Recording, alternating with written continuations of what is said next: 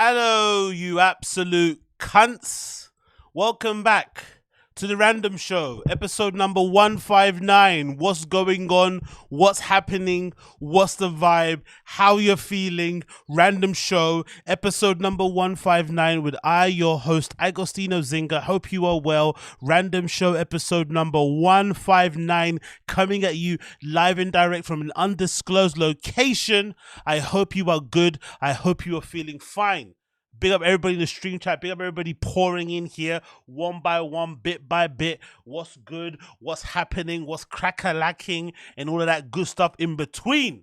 Holla if you see me. Holla if you see me. Big up the stream chat. Appreciate every single one of you here hanging in with me. We've got a jam-packed show for you today. Loads of interesting stuff to talk about and whatnot. We're going to do a bit of catch-up on the whole DILLON, DANIS, Logan Paul thing. I want to hear what they both have to say post-fight. There's a Piers Morgan interview and then a bit of the podcast I want to check out from Impulsive to hear what they both think about the fight.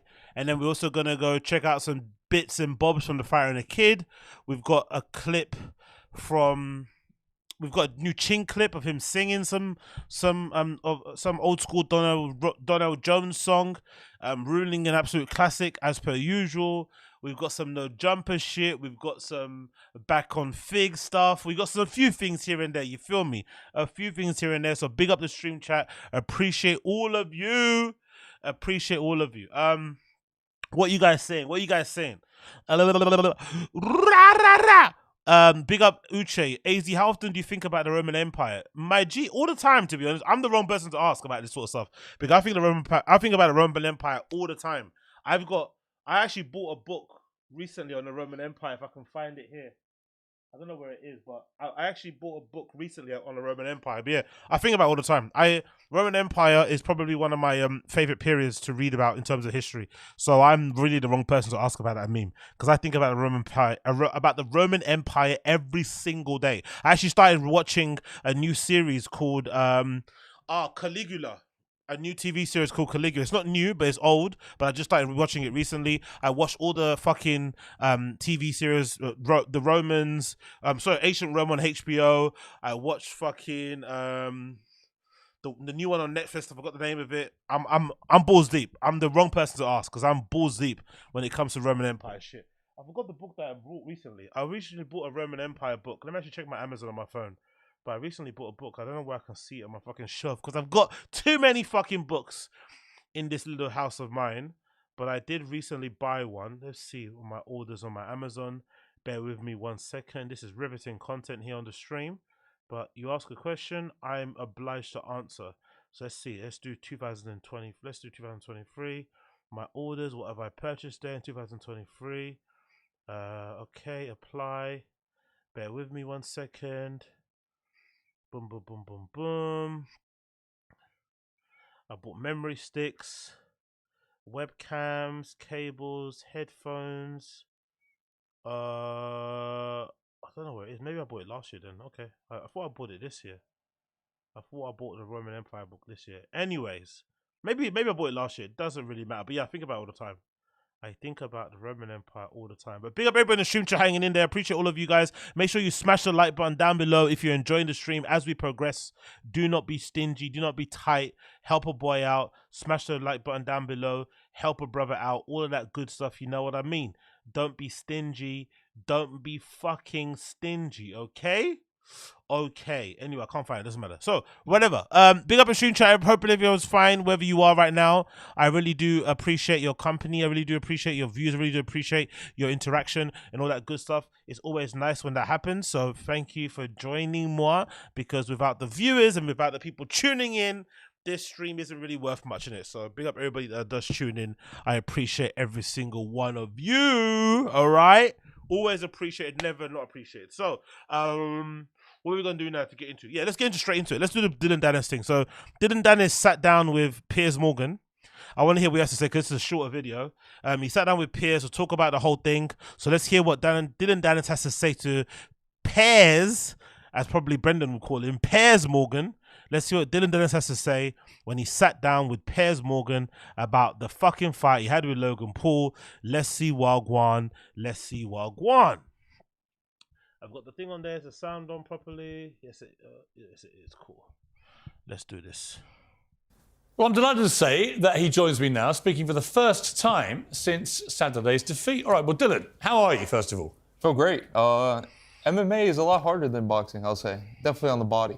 MMA is? Yeah, really? A lot harder, yeah. But you are wearing dark glasses. Yeah. There's a reason. I wear glasses all the time. Let's have a quick look. I don't want to get a little one. Logan's going to have the satisfaction. Come on. Let's see the eyes. There we are. Not too bad. I mean... I was in a fist fight, but he looked worse. He was running the whole time. You know? Yeah. I wanted to fight. He was running. So I didn't really get the satisfaction. Here's my take on what happened. Yeah. Did you watch the fight? You are a brilliant jiu-jitsu fighter. I mean, you're one of the best there's been, right? You're a world champion multiple times. You have huge credibility and respect for everything you've achieved in jiu-jitsu. Thank you. But when I watched what happened at the weekend with you and Logan Paul, I just thought, I don't know, it just seemed to me like, what was in that for you? I get it makes you more famous. Yeah. I get it made you a ton of money. I get all that. I get that from a marketing point of view. Everyone thoroughly enjoyed the extravaganza. Yeah. But as a fighter with a great reputation, when you came away from it, what did you feel? About the fight, it didn't feel like a fight. I feel like he was running away. Every time I tried to engage with him and try to get in there and like trade, he would run away, you know? You landed 9 punches in 6 rounds. Yeah, I mean... Sorry, bro. I didn't know it was that bad. Honestly, I haven't rewatched any clips. I've not done nothing. I fucking hated the whole card. I despise everybody on it.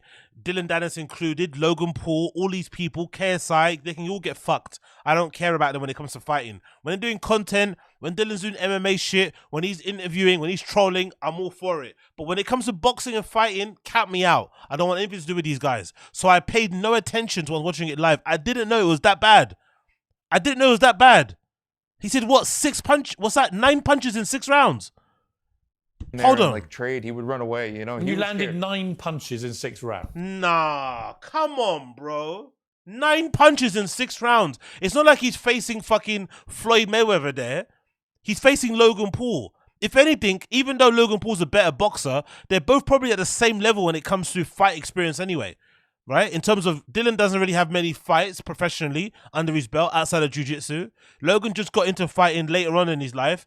They're probably both at the same level of experience in terms of like head damage and shit. So it's not like he got in there fighting a professional boxer and then he got put to shame. He went in there fighting somebody probably at the same level that he is when it comes to striking, and he only registered 9 punches in 6 rounds. Yeah, I mean, but the thing that's not great, is it? It's because he was running, though. Even Connor was saying it. He was running. He was on the back foot the whole time. I was trying to push forward. I wanted to fight. I wanted to clinch. I wanted to fight. I was like, you threw more fights at the end with the security guys. Exactly. That big dude, man, I was trying to get at him, but he was a chunky big dude, and he was pushing me away and everything. But it was fun. Why did you, just for the record, why did you suddenly dive in and do a jiu-jitsu move? I wasn't actually trying to, but he was smart. He Vaselined his head up. So I guess he knew I was trying to go for his neck. But at that moment... You hear that? Did you hear that? Supposedly, Logan put Vaseline on the back of his head and his neck because he knew Dillon would try and get him into a choke. That's hilarious. Oh, there's Logan there at the bottom, right, in the melee. That's pretty... I wonder who's got that picture. Hopefully someone has that picture. That's actually something that belongs in the fucking Louvre. Somebody's got a picture of of Logan here at the bottom celebrating as everybody jumped in the melee, people going crazy in the ring and fighting each other. Hopefully somebody's got a picture of that, of the background of everybody going crazy and Logan just standing there victorious. I did it for you, Nina! Nina, I did it for you! Like, okay, whatever. Moment I actually wasn't. I was just grabbing his head and he just kind of shrugged me in the Vaseline and he threw that punch and then I upkicked him. You dived in for his body, his legs. Yeah, I was just kind of, at that one time, yeah. I was just kind of just messing around a little bit, you know, to let him know what a real fight is. Boxing's not a real fight. It's a half a fight. I want to fight him in a real fight where he shook my hand and said he was going to fight me in MMA. Do you think he'll ever get in an MMA environment with you? I mean, he shook my hand. If he's a real man, he should, you know. I'm nobody to educate anybody in fighting. Like I said, most of my experiences come from 30-day Groupon classes. I did like 7 of them in a row. I'm not sure if you guys remember, but in like just before the pandemic, I think I'm probably exposing myself, but fuck it. Just before the pandemic, there was like a little hustle on the internet going on at the time. And I think, again, this is really fucking damn bad shit. But just before the pandemic, there was a little hustle, a little scam happening, right? Where people were, number one, doing these Subway card things. There's like a Subway card that you could get stamped up and you could get like a free sub. Somebody was selling either the stamp or the stamps, or you could buy the card stamped up and get like free Subways, or they'd come with a discount. Oh no, actually, sorry, it was an app. That's what it was. It was an app. People were selling logins of apps that had like all the stamps on it, right? And you would use that login to go then buy a fucking Subway or get loads of Subways for cheap or whatever it may be. At the same time, there was also some sort of hustle involving Groupons and Groupon classes, and you could basically add loads of Groupon classes to your fucking thing in it, wherever it may be. So for one summer, I think it was like in 2017 or something, maybe 2015, one of them summers, I just went to loads of Groupon classes. I did fencing. I did, what's that thing called? I did fencing. I did Muay Thai. I did MMA. I did boxing. And I think I did something else. I forgot what else I did. Anyway, I did it for like 6 months, just rotating loads of classes, doing like loads of like starter classes and shit, right? And from my experience of doing those Groupon classes, again, this is not me fighting at the highest level, right? But I can honestly say the hardest to do of all the combat sports was definitely boxing. Boxing is super hard to do. I think boxing is actually the hardest of all combat sports, in my personal opinion. Obviously, striking in terms of Muay Thai and being able to be coordinated with your legs and getting your legs up in a certain position and being able to check kicks and all that stuff is really difficult to learn.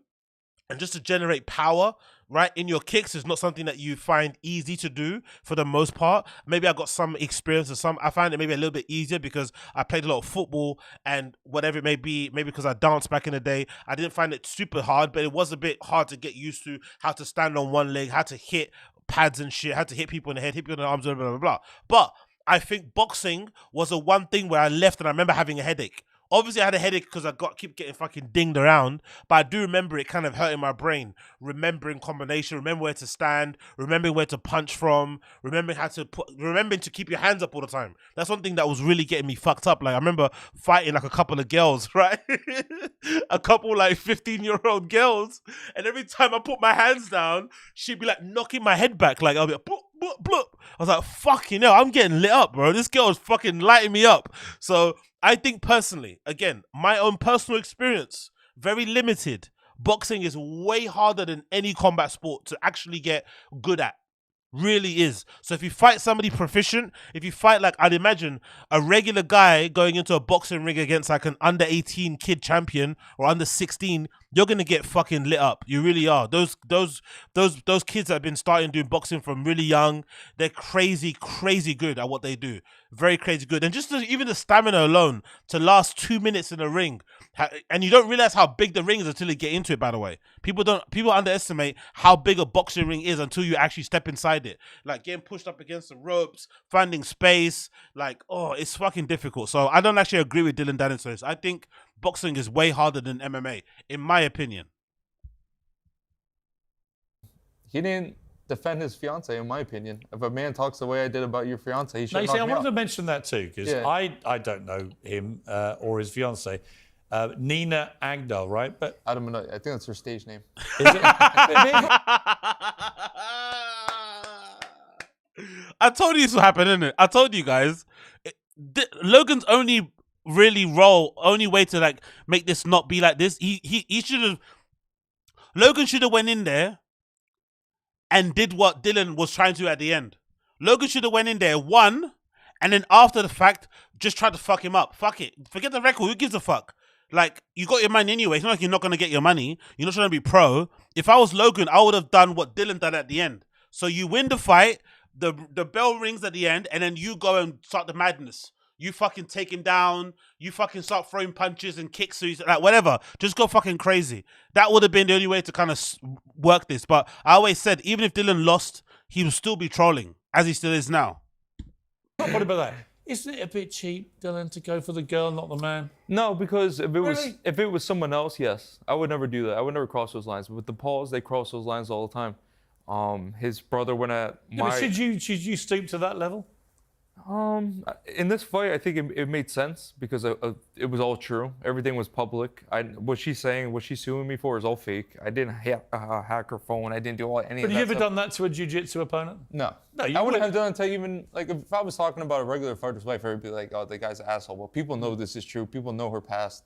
It's all out there. So everything was public. And you know what I mean, though? You're like I say, you're a world champion fighter. Yeah. It just seemed a little bit demeaning to me to target the woman, not the guy. In this boxing match, he's 0-2. I'm a jiu-jitsu guy. What, are we going to sell our boxing skills? No. You know, I'm a promoter. So I wanted to make people watch this fight. And it did over 1.3 million views. So how much money did you make from it? A lot. You haven't said how much? I don't want to say a number, but a lot of money. A lot of money. But I should have been the paper. I should have got the pay-per-view. I mean, you did actually say that if you lost, you would give your share of the purse. In fact, we got a clip. We never shook hands. Well, here we are. We never shook hands. Here's a clip. Yeah. I bet I knock you out. How much? I don't care. Don't matter. I made a bet to you. What was it? It said if I win, I had to be the best man at your wedding. Okay. And if I win, I get your entire purse. Sure. Sure. All right. Well, that's pretty unequivocal. So, Dylan, here we have a large, checkmate payable to Logan. But what we don't know, we actually are making an appeal, though, so it actually might be a win for me because he punched me on the ground. Right. So the appeal might be I might be the winner. But oh my God, is he actually going to appeal? This is like a never-ending troll between these guys, isn't it? Never-ending troll. He's appealing the fight, and if he gets it overturned, he might actually win. What? If we were to put a figure in here, what are we looking at? Over $1 million. Over $1 million pounds or dollars? Dollars. $1 million US. Yeah. That's Definitely. your cut. Yeah. I mean, is that your biggest ever payday? In fighting, yes, for sure. Yeah, you know, MMA doesn't pay that well. That's why. Oh, by the way, I've heard this. It is true. It doesn't really matter, but I've heard that allegedly Dyllon is the son of some sort of big hedge fund manager person. He comes from money, basically, which might explain why he's so like ambivalent, doesn't really give a fuck. Because there's different types of rich kid personalities that kind of exist. I know I've kind of grew up with one in school. This girl who was just really, really nice and never really spoke about her family that much. But after we found out, it kind of made sense. But she was super generous, always like, you know, willing to give people whatever, let people come around her house and stuff. The family were really nice as well. We didn't realize until later on that they were super, super wealthy. And there's also this type of personality where you just like, you know, you don't really give a fuck. You sort of like, you know, you just kind of live life in second gear type of thing. That kind of personality Dyllon has. Maybe it's true, maybe it's not, who knows? But after this, I'm going to the UFC. I want to go to the UFC. I think the UFC now will see my potential in selling fights and everything like that. So see, that's the bit I get. I think you're a smart marketing guy, right? I came up under the best. Yeah, this has all been a very smart marketing play. I get that. Yeah. I mean, I went down to see your mate Conor McGregor fight Floyd Mayweather, and it was a fascinating thing to watch. Yeah. I never actually thought he could beat Floyd Mayweather, but he did great. But for a few rounds, he went toe to toe with him, and it was really interesting to watch. He did really and it was a massive success financially for both of them. That fight was better than fucking Logan Paul's fight with fucking Mayweather, by the way. So I do get the exhibition kind of nature of this, but it's not real fighting, is it? No, it's not. In my opinion, it's not. If me and you go into a street fight, we're not going to be like, hold on a second, let's go get these gloves and throw it on and box. We're fighting. And he knows I would strangle him unconscious within 30 seconds in a real fight. That's why he didn't do the real fight. In MMA, the bag was bigger than the boxing bag. Wow. Actually, so he turned that down. And Interesting, as Brendan would say. Okay, I didn't know that was the case. The bag was bigger doing MMA than it would be with boxing. And what would happen if you fought him in MMA? It wouldn't last more than a minute. How would you take him Wow. out? I would play with him. I could take him down, mount him, and literally slap him around, and just it would be embarrassing. Actually, it'd be so fun. Do you think any boxer? Funny enough, I did celebrity. But that's the thing, though. We've seen Logan do a bit of MMA. What did he do it with? I forgot. He was training with somebody. His takedown defense is pretty good. Wasn't he like a decent wrestler in college and shit as well? Logan is no dummy. It's not like he can't wrestle. So I don't know. Like, he's way bigger than Dyllon too. He's got decent takedown defense. You're gonna have to take some blows to get close to him. I don't know. He's making it seem like it'll be easier than what it seems like. I don't think it'll be as easy as he thinks it's gonna be. And again, he's not like he doesn't have good striking anyway, Dyllon. So he's gonna rely fundamentally on his fucking. That was fake. No way was it fake. Why was it fake, Teju? You said it was fake. That Paulo Costa one was fake. What was fake about it? As in they were practicing, they were dancing. Apprentice Yeah. with Lennox Lewis and Tito Ortiz, the UFC guy. But these boxers think they can fight. Well, it was actually very interesting. So we got talking one night, because every night you do these long hours, and we're sitting there talking together. And I said, what will happen with you guys? And I got them 2 sets of boxing gloves, and they sparred in the room, right? Oh, definitely Lennox Lewis would be. And it was fun. Well, they both agreed that if it was straight boxing, Lennox would win. Yes. Right? He's one of the great world heavyweight champions of all time. But they also both agreed that if it got into Tito's world of UFC, he would win. Because he would get Lennox down, and Lennox would exactly. These guys don't know what they're doing. And Logan tries to act like he... Would you beat any boxer, do you think? Oh, all of them. Probably, I could probably do it in the same night. Like KSI, Logan, Jake, I could probably do back. What about? I'm sorry, Dillon's funny, man. I could probably fuck them up in MMA at the same night, back to back, in the same ring, probably. Just be carting them, their unconscious bodies out of the ring. Next one in, choke them out. Next one. The elite boxer, actual top boxer. Easy. The only one that ever wrestled, I think, was Terrence Crawford. But I don't think he has like a serious wrestling background. But the jiu-jitsu is too hard to learn. That's why. No, I didn't. Come on, John Doe. Come on, John Doe. Be fair. I didn't say Logan Paul was Bo Nickel. Come on, man. Don't Brendan me, but John Doe, don't Brendan me. Come on, man. Don't take the piss. I didn't say Logan Paul was fucking Bo Nickel. You're taking the piss. You're putting words in my fucking mouth. Don't say that. I said he's a decent wrestler. He's got decent takedown defense. I didn't say he was Khabib. Okay, don't do that. Don't do that. I didn't say that. Don't try and make me seem like I'm fucking Brendan. That's super unfair. Logan is gonna go in there like Khabib and rag Dillon. I didn't say that. I didn't say that. Decent is not UFC level. Okay, cool. Okay, that's fair. That's fair. That's fair. That's fair. That's fair. That's fair. That's fair. That's fair. Oh, that's hilarious. Influencer box. He's not Bo Nickel. Seriously, they don't do MMA because what about Mayweather at his peak? Oh, easy. You would? Easy. He doesn't have power. The hard thing with the dangerous thing about a boxer for MMA guy is someone that has a one-punch shot. We saw this in the first UFCs. You know, once you shoot in, it's over. You know, you need to land that one shot, and it's very hard. So once they get a hold of someone, it's over.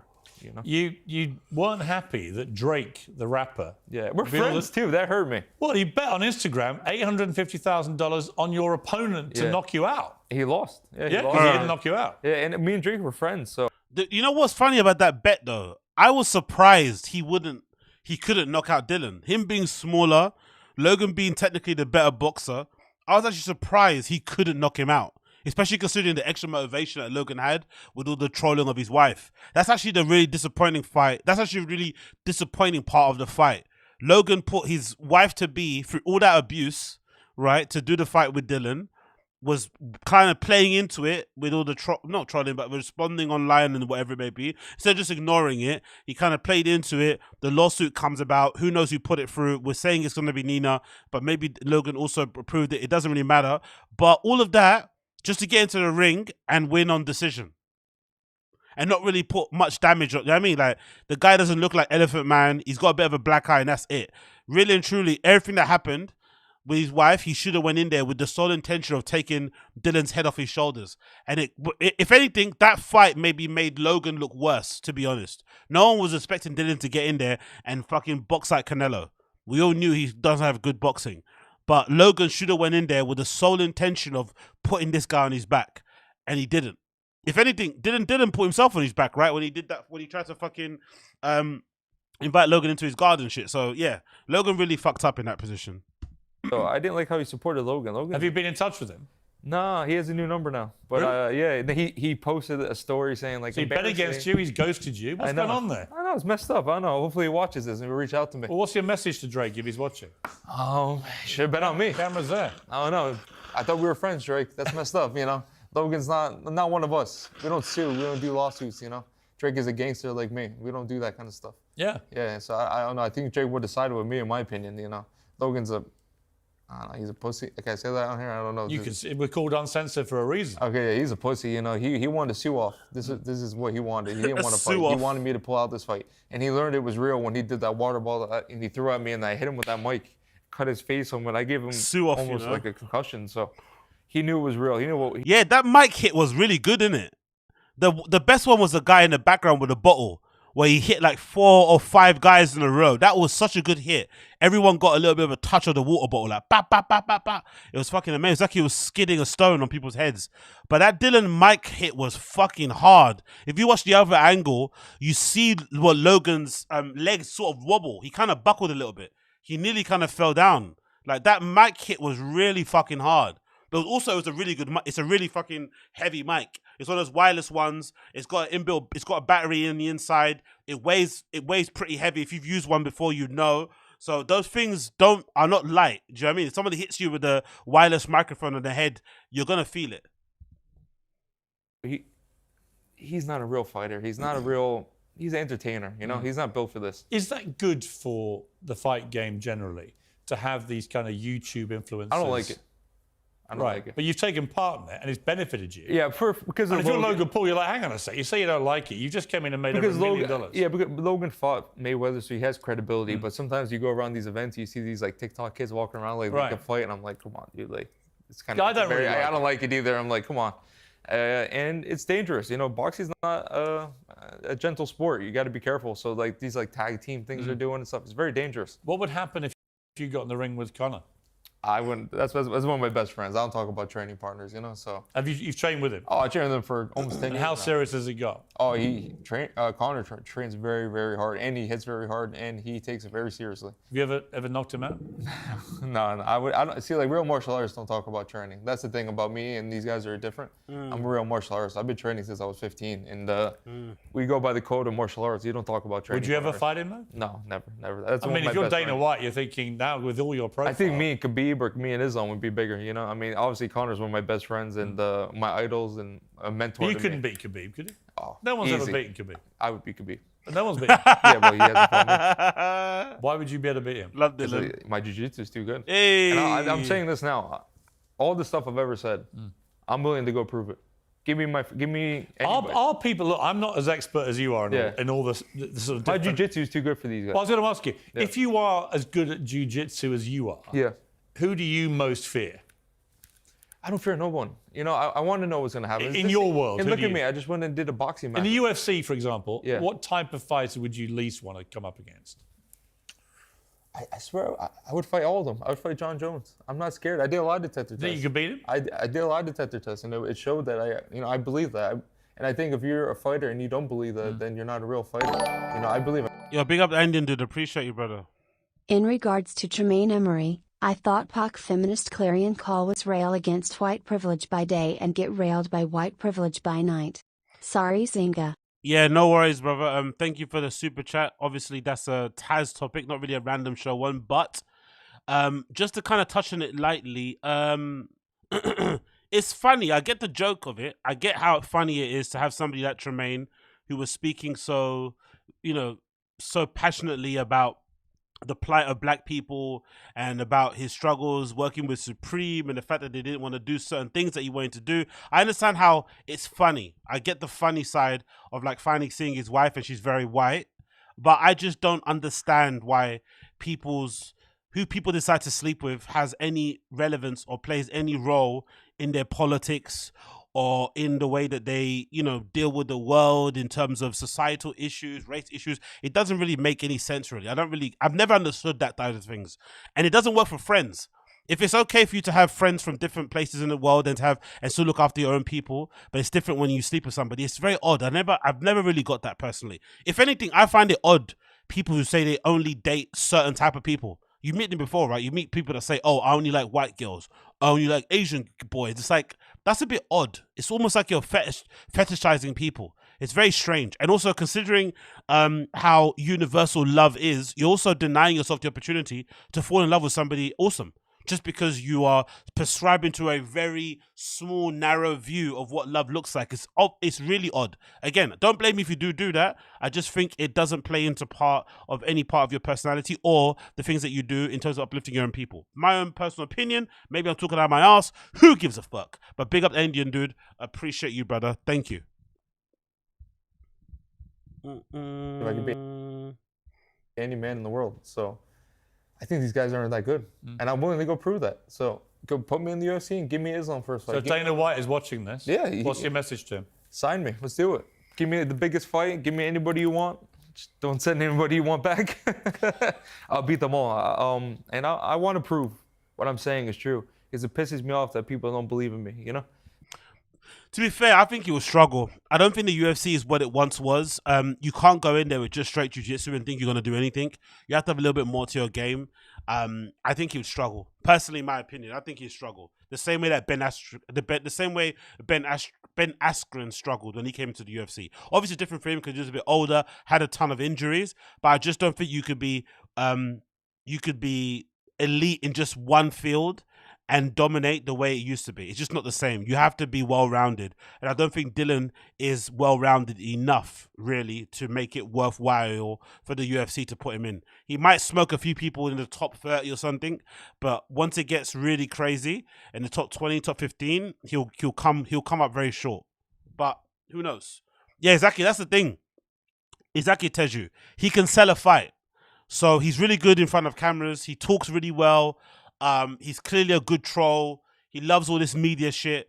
And the UFC signing up with WWE, maybe it's it could be a good move to get him in to do a couple of fights just for the fun of it, just to spruce up a card, add to it, good fight press conferences. You know what I mean? He'll do all that stuff really, really well. Good media days, interviews, all that malarkey. But in terms of him being a competition, him actually troubling people, nah, I don't buy it.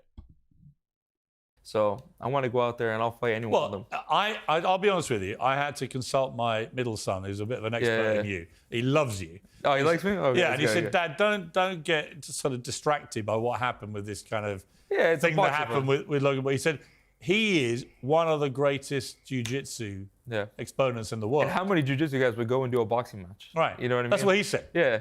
And I went out there, I didn't get wobbled, I didn't get a standing 8 count. Every single one. And now you're 10 times more famous than you were 2 months ago. Exactly. And I didn't do it for the fame.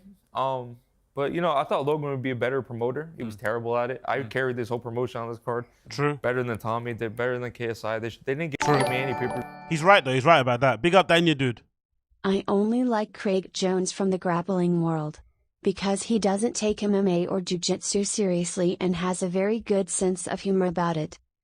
Yeah, Craig Jones is fucking awesome. He's really cool. To be fair, there's not really, maybe I'm not as balls deep as other people, but there's not a lot of cunts in the UFC really, in general. Mostly MMA. There's not really a lot of cunts. Maybe there might be more in Bellator, but I can't think of many in UFC that I don't actually like as people. They all seem pretty sound.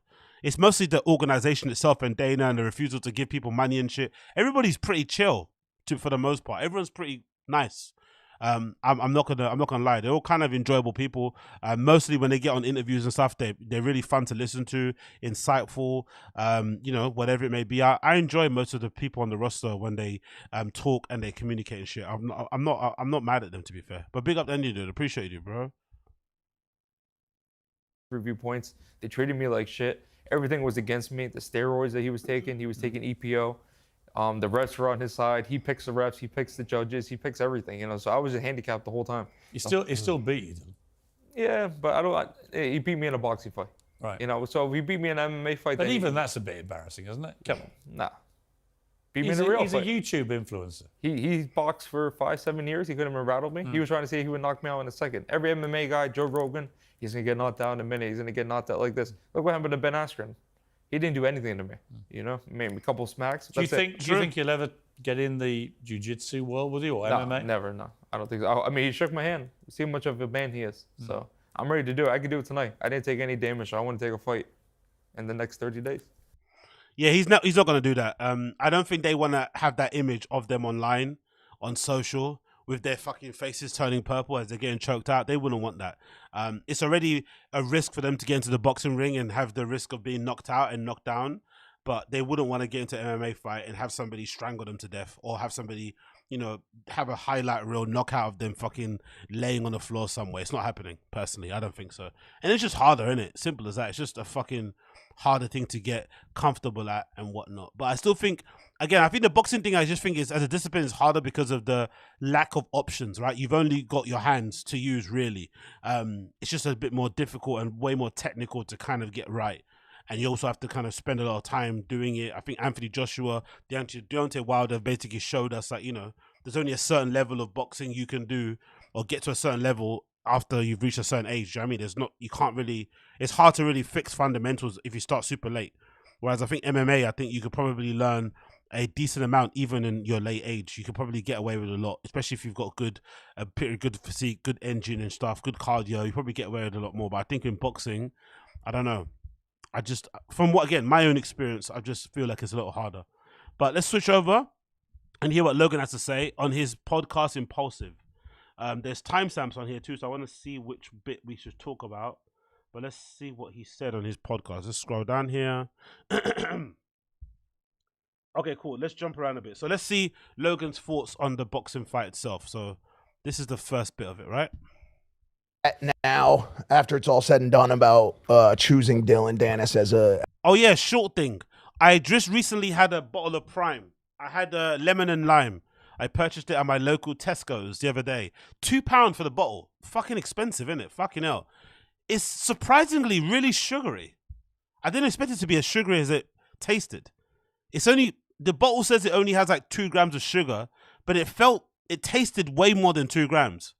It was nice, refreshing, don't get me wrong, but it's very sugary. I was like, okay, whatever. But yeah, lemon and lime, decent flavor. But yeah, nothing to write home about. As a partner for this dance. Yeah, I do. I lied in the build-up when I said I didn't regret choosing him as a partner. Okay, cool. We get it. Then we'll all right. about We got a hard out 7 p.m. for this dinner. All right, I got to manage these situations, dude. Because so what is this, a 30-minute couldn't even manage podcast? to Right, so get up and piss this morning. Oh, so that dinner thing is real. That thing they did with Brenda, maybe it's true. Maybe they do like doing dinner after podding. Okay. Wagwan, fam. The show's back. We didn't know. We thought Impulsive was done for good. Y'all thought Impulsive was done for good, but no. We got Come on, get to a point. clouds, which is a rare occurrence here in England. God, Get to a point. It's just it. And fish and chips. That I'll sounds move here. horrible. I'm- The food's here. You crack an egg here, you see that orange Come on, get to a point. and stuff. I was trying to get him to drink and smoke and hang out, and they wouldn't do it. They wouldn't budge, but I was thoroughly drunk. All was right. Darth Vader had been defeated. The Death Star had crashed, and it was just, it felt a little bit better. It felt like a better day for me as a yes man. Yeah. Like I didn't have to fucking defend my friend from my knees because Dillon was on his knees all night. It feels good for me, bro. It feels good not to see him get slaughtered anymore because it's been dark past couple months. I thought the show was over. I was calling Tana Monjow saying I'd like to be on cancel. We told him, we were like, if this doesn't go your way, you're doing this podcast by No, we yourself. have to cancel the show forever. Indefinitely. So you got a great job promoting this fight, but through a not super morally sound way. That at what cost? Like it just didn't need to go there. And now,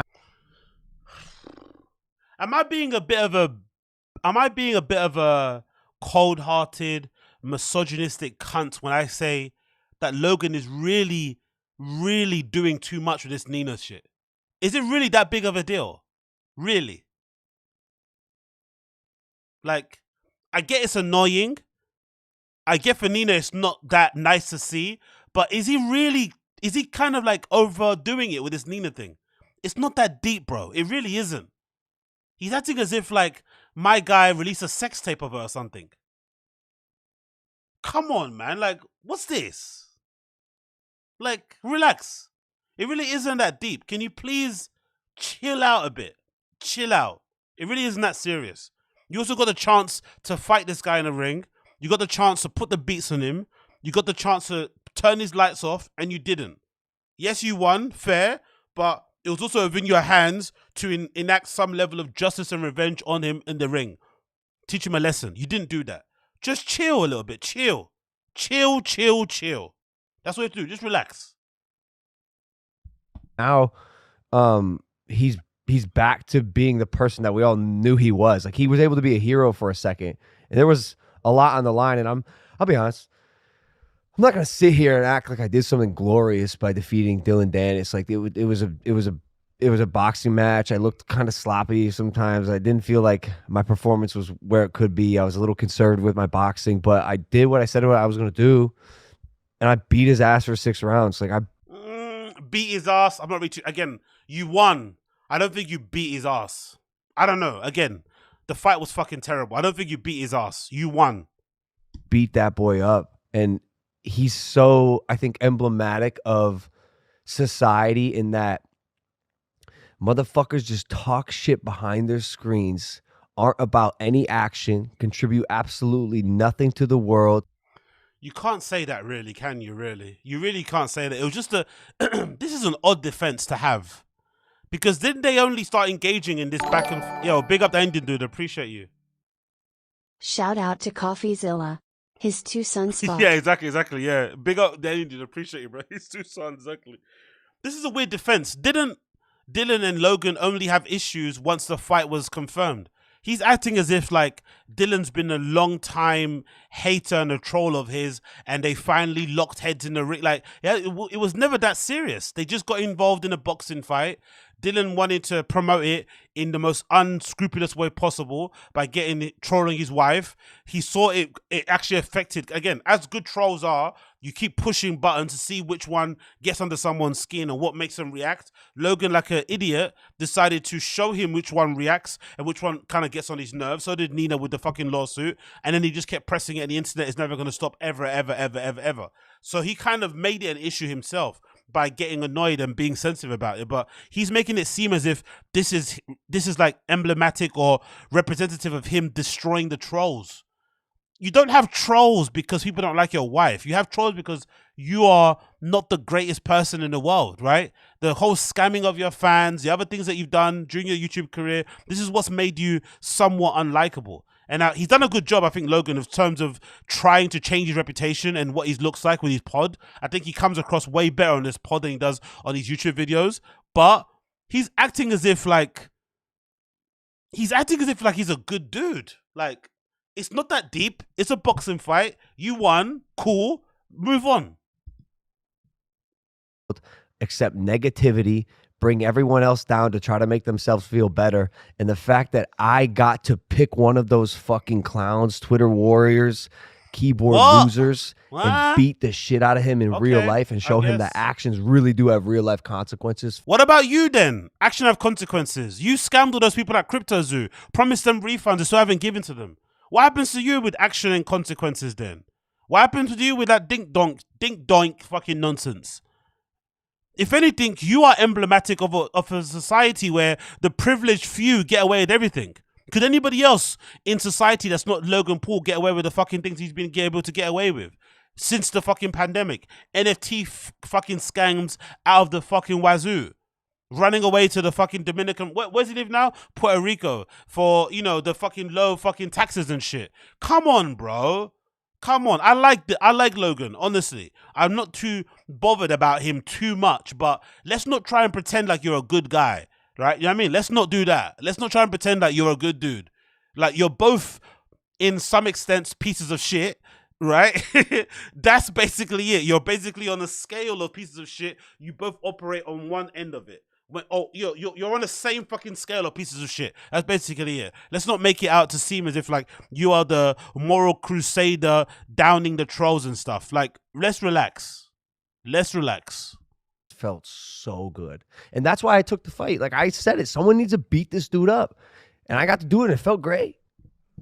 Let's talk about the fight for a second. I don't think anybody knew what to expect. I had somebody ask me yesterday on this pre-show. They're like, "Why are you so confident about Logan's ability to win this fight when we've never seen Dillon box before?" And I, threw out a bunch of answers like, "Well, he's never been in the ring in front of 20, 30,000 people, which is a massive adrenaline dump. Really changes your training and tests, This nigga's talking like he's him. Who the fuck is this?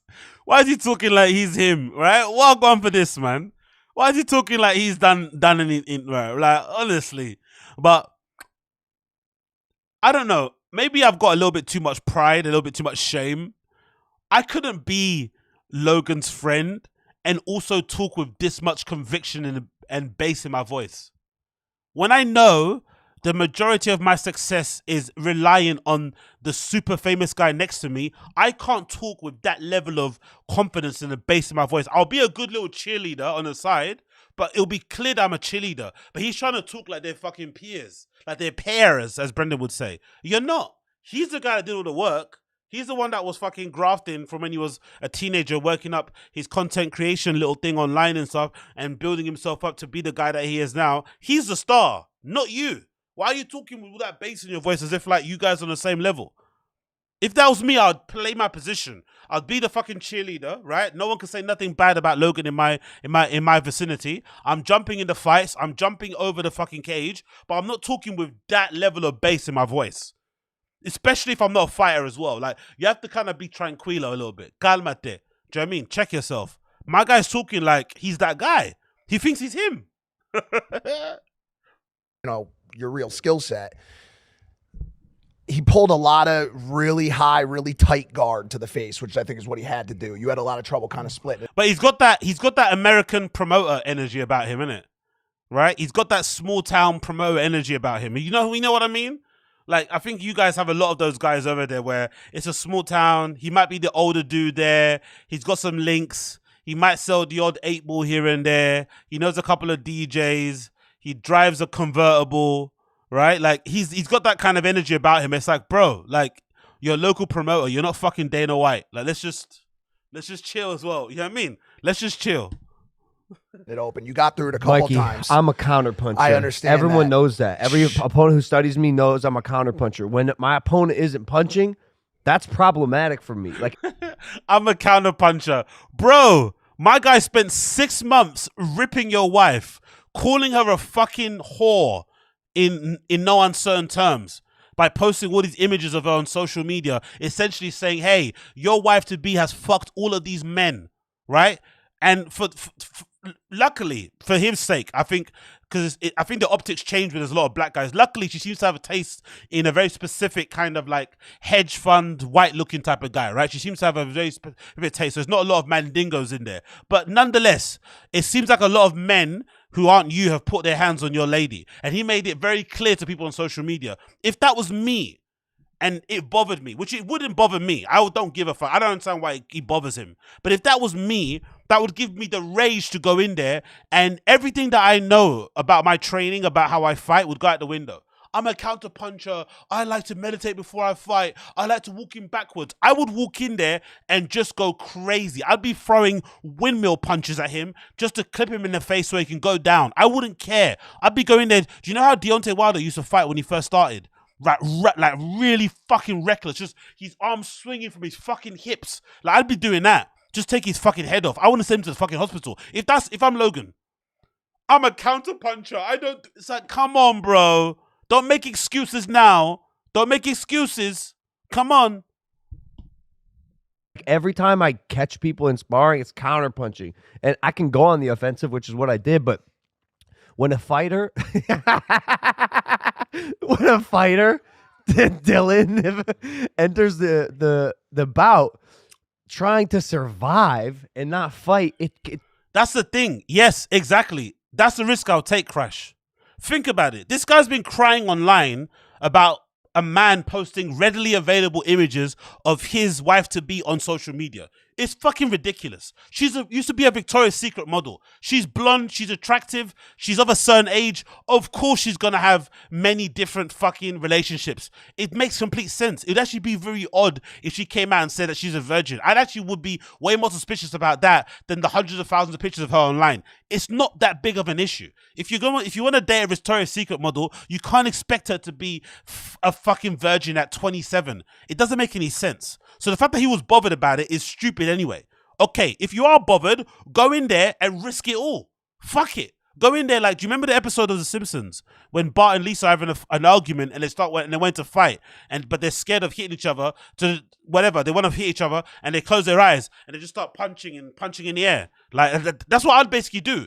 Go in there and take his head off. If it actually bothers you as much as it thinks it is and you're that pissed off, put his lights out and risk also losing.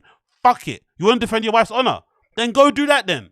What's all this? I want to do, I beat his ass, I won by decision. Fuck that. Beat his ass, jump into the audience, beat up his mum, beat up his trainer, beat up that little kid in the back that looked like Hezbollah, the other Hezbollah, running over there, beat up him, turn his fucking light off, that LED that was above his head, beat up the fucking announcer, give True Geordie a kick in the nuts. Like, go crazy. That's what I would have done. Fuck it. Go out like fucking Fuzi. Ah! Do you know what I mean? Why not, man? It's gonna change the dynamic. Like, you just have your hands up the whole time.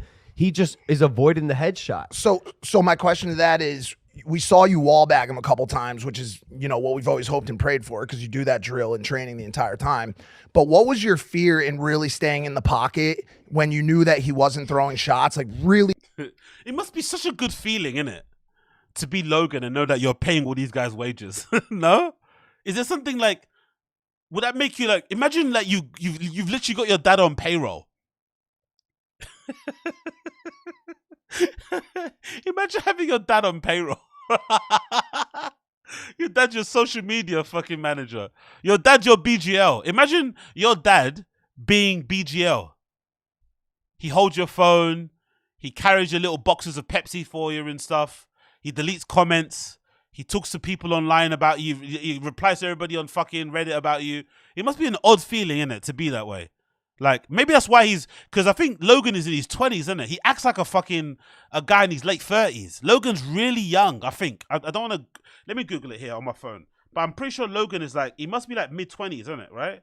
Logan Paul age. How old is he? But he acts like a fucking granddad. It must be because of all that responsibility that he has.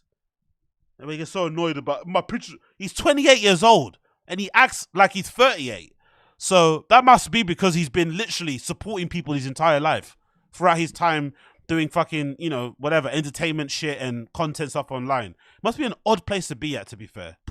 Staying deep in the pocket? Was it the eye, or what was preventing you from staying where you needed to be to get that knockout? Because there's a lot of people talking about it today. The fact that you survived, the fact that you won the fight, which you did in survived against DILLON DANIS in pretty respectable fashion, but weren't able to get the knockout, is something that some people were talking about. I'll be honest, I was disappointed. It was my first thought when the fight ended. I really wanted to knock this guy out, but me and you were talking about it. The way it ended might have been the best outcome, because my ego would have been like, yeah, I knocked him out. But we got to see Dillon expose himself for the fucking clown and disgrace to combat sports that he is. He shot himself in the foot. Bro, you're not even good at the thing you said you're good at. He tried to do a guillotine choke on me. He pulled guard. He tried to take me down in a boxing match. Yeah. And failed miserably. No, you didn't fail. You stuffed it. How bro. embarrassing. You stuffed 2 takedowns, How embarrassing. a guillotine, and even got a ground and pound on him. Like he's asking for an MMA fight. Yuck. Don't get me wrong, he's a good friend, but yuck. Like, have a little bit of pride. Like, yuck. Like, you gotta get into the bag. I've actually got some notes on the fight, Logan. So you did a ground and pound, you stopped the takedown, and you actually kicked him in the head. Yeah, actually, Logan, can you pull out your dick for me quickly so I can kiss it? Okay, cool. So let's continue. So Logan, it's like, man, like, put your fucking dick in your pants, fuck him after the podcast, and just have a conversation, all right? Relax.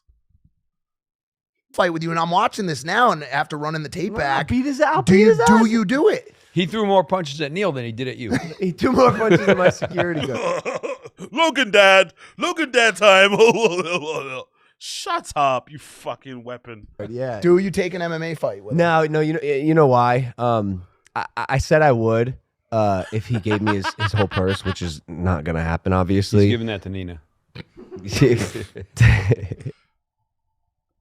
All right, you need to relax. How many times do you think Logan's dad has thought about fucking Lena? How many times do you think Logan's dad has thought about fucking Nina? He's those kind of dads. You know those dads? You know those dads that get a little bit too comfortable around the boy, you know, around the son's girlfriend, you know? Yeah, like he's probably working out in the fucking garden with his top off, right? Doing his fucking little right? When she walks in. You know that kind of dad. You know the dads I'm talking about? They get a little bit too comfortable with your girlfriend. A little bit too comfortable. Also asking questions about positions and stuff. You're like, bro, man.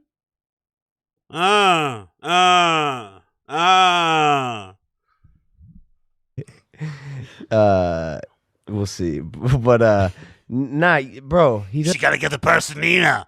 I wanna fuck Nina. She gonna get the person Nina. Logan dad. Logan dad. She wants to get the person Nina.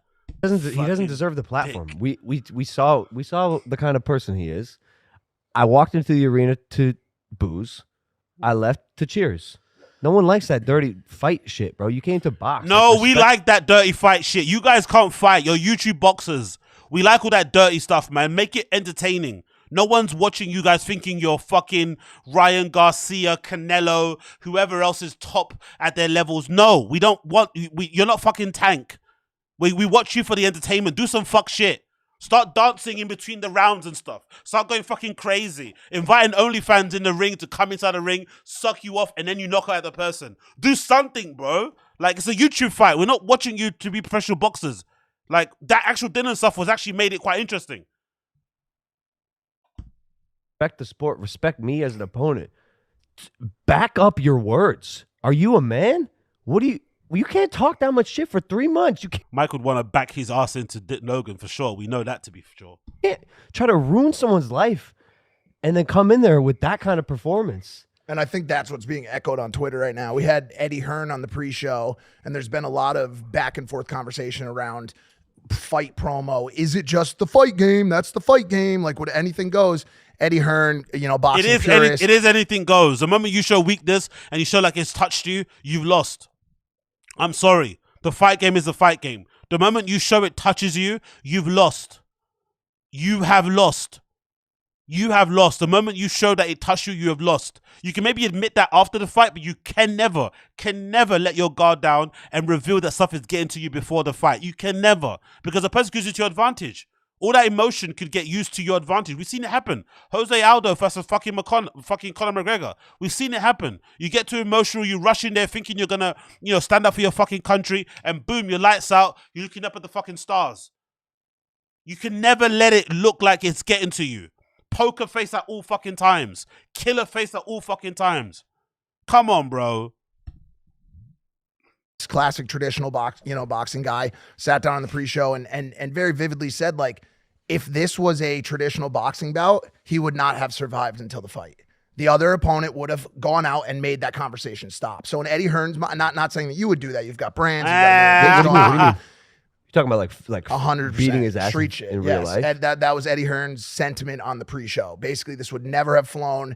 What? Eddie Hearn as well is trying to suck them up to get on the show. That's a lie. So all those people saying, yo, that's the fight game, it's in fact not the fight game. It's very much a part of the new fight game, the social media antics, the content creators. Hey, Mike, you know a lot about the fight game. Why don't you jump in the fucking ring, brother? Why are you talking like you know something? Why don't you jump in the ring and fight someone? You fucking egg. Why don't you jump in the ring? Please. Who is this guy, bro? Why is he talking with so much conviction in his voice? This is probably why I'm not so successful. I have an ability to understand that I'm talking out of my ass. And I preface everything by saying I'm talking out of my ass. But these guys talk with such... Yeah, and it's the fight game, the fight game, the fight game. So when I heard about the fight game with Eddie Hearn, the fight game, like, bruh, what fight have you ever been in? What fight have you ever been in? These type of the dudes that talk about fighting, and the only people that fought is girls. You beat up your girlfriend. Again, not talking about them, but people like this that talk like this are the type of guys that don't actually fight men. You know what I mean? That's the thing that's fucking hilarious about this sort of stuff. Like the fight game. Bro, because you kick your dog, it doesn't mean you're tough. You know, like what the fuck are you talking about? Get in the fucking ring if you're actually gonna do something. The fight game, the fight game, the fight game. Shut up. Space. But the idea that you were going to go after another fighter's fiance for months on end, day after day after day, relentlessly without getting your shit pushed in the... Exactly, the watcher. He's that friend who has a rapper friend and thinks he's a producer. No, even worse. He's the friend in a cypher. He's the friend where your friend's in a cypher.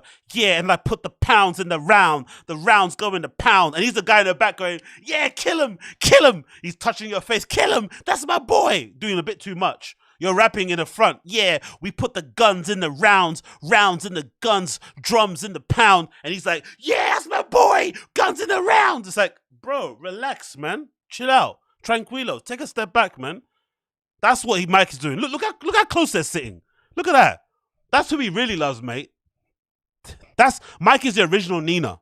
Mike was Nina before Nina, you know? That was Mike was. That's his boy. Fair play. He knows where his bread is buttered. That's the thing with me. I'm conflicted by people like this because I know part of my aversion to someone like a Mike is that I have no ability to be that guy. And I understand in my life, especially in the things I'm into, the scenes I've been a part of, I feel like the reason why I haven't got to where I want to get to is because I have no level of, I wouldn't even call it humility. I have no level to like, I have no ability to do this. Whatever this thing is, I can't do. And I know a lot of my friends in the scenes I've been a part of who can do this are way more successful than me in their fields, right? So maybe a part of my kind of aversion to Mike is the fact that I know that I can't do the thing that he does. But I also respect when people know who pays the bills. They know who fucking keeps their lights on. They know who butters their bread. And Mike and the other guy on the couch that nearly died jumping up on that forklift thing, and Logan's dad, they know who pays their bills. They know who keeps their bread buttered.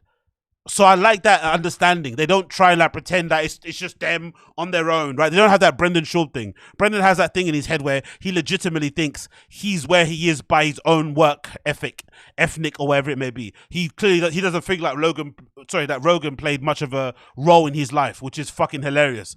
But there's just something about it when you see it in HD and they're talking like this. It's like, it makes you want to vomit in your own mouth. Because I think men in general shouldn't be this sucky-arsey. You should have a little bit of like dignity, right? And even maybe a salt-based sprinkling of pride in there to kind of like, yeah, you're your friend, you're going to be a cheerleader, but you're not going to be doing too much now. You're not going to be sucking them off too much, right? The fangirl thing is in the name. Fangirls. Girls are way better at being fan people. Men should have a little bit of like, hey, relax. Because at the same token of him sucking him off, you have to be ready to also be the guy to do the opposite and call him out when he's doing bullshit. But I probably don't think he does that. So that's what I kind of not like. But again, it could be just me projecting. Who knows? Let's play the clip.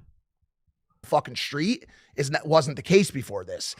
And I think even more so now, after that embarrassing show up, I mean, Eddie Hearn basically said he should never fight. He should never be, fighting again. Who would hire this guy to fight? He sucks. He literally sucks. And to answer your question about why I don't think I was able to get the knockout, I was fighting too conservatively because in the beginning when I realized, yo, this dude actually sucks as a boxer, I'm gonna beat his ass. I can pick him apart for 6 rounds. If I get the knockout, great. But as we know and we've learned in training, when you're going for the knockout and you're attempting to put power behind your punches, it doesn't come as easy. It comes kind of effort. He was afraid of getting knocked out, innit? He was actually afraid of getting knocked out. To be fair, I understand what he means. It's a boxing fight. Everyone's got a puncher's chance. You can't underestimate anybody. And the more embarrassing thing, right? The more embarrassing thing, people think it's embarrassing he didn't knock out fucking Dillon, but the most embarrassing thing would have been him getting knocked out by somebody that isn't good at boxing. So I understand in that case. Big up Austin Casey. Wagwan. Mike had hair transplant surgery and his hairline still starts at the top of his head, lol. Really? I didn't know that. Really? Okay, that's a shame. To be fair, you know what? You know what I've always thought about hair transplant surgery? It's really unfortunate because if I'm not mistaken, hair, the unfortunate thing about it, it's a lot to do with like your head shape and stuff. So even if you fix your hairline, sometimes your head shape can still make you look like you have a receding hairline. You know what I mean? Like, it's just one of those unfortunate things with guys. That's why I've always said, like, if your hairline recedes, if I start losing my hair, I'm just going bald. I've never understood the of trying to rescue it and make it look like something that it isn't. Just go bald, rock it, have a beard and shit. Do you know what I mean? Get your fucking face tat on, whatever, have your little sunglasses and keep it moving. I wouldn't even bother doing the whole hair transplant thing, personally, if that was me. Or, if I went to hair, you know what I'll do? If I started losing my hair? I'd either go bald or I just start going fucking wild and start wearing different wigs every day. Like, I'd have like a dreadlock wig. I'd have like a long hair wig. I'd just be going all wigs, different type of wig. I have like a little bob, right? A little fucking Rick James little bob going on. That's what I'd fucking do. I wouldn't bother with these Turkish plugs and shit. Fuck that. Effortlessly, and I didn't want to make a mistake and get caught on some dumb shit after beating his ass for 5 rounds. Who knows? I was waiting for him to throw. I was waiting for him to throw. Well, you saw what he was throwing, and I want to ask you was because this is the question that I think will come down to making decisions or having sentiment towards your ongoing boxing career. Jake will get punched in the face right down the fucking pipe until that whole shit is leaking all over him. KSI's not scared to get hit.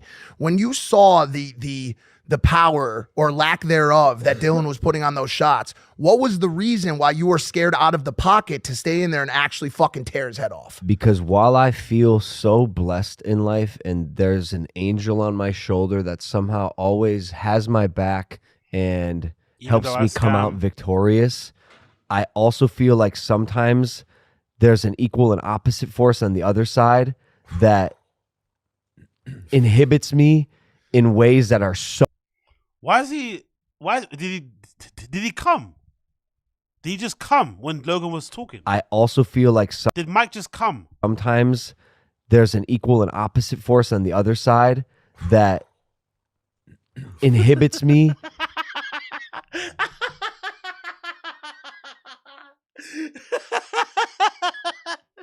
This nigga's coming when his boy's talking. He just nutted.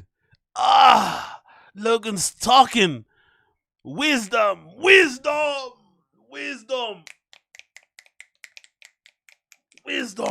Oh, Logan. Yeah, say more words, Logan. Oh, Logan. Stroke my shaft, Logan. In ways that are so inexplainable. We are getting down. Anyway, we're not looking at the ads. One more bit. Let's look at the Nina thing. I'm sorry for Nina. And then we'll move on. Let's see. Do you have any regret now, after it's all said and done, about choosing Dillon Danis as a partner for this dance? Yeah, I do. I lied in the build-up when I said I didn't regret choosing him as a partner.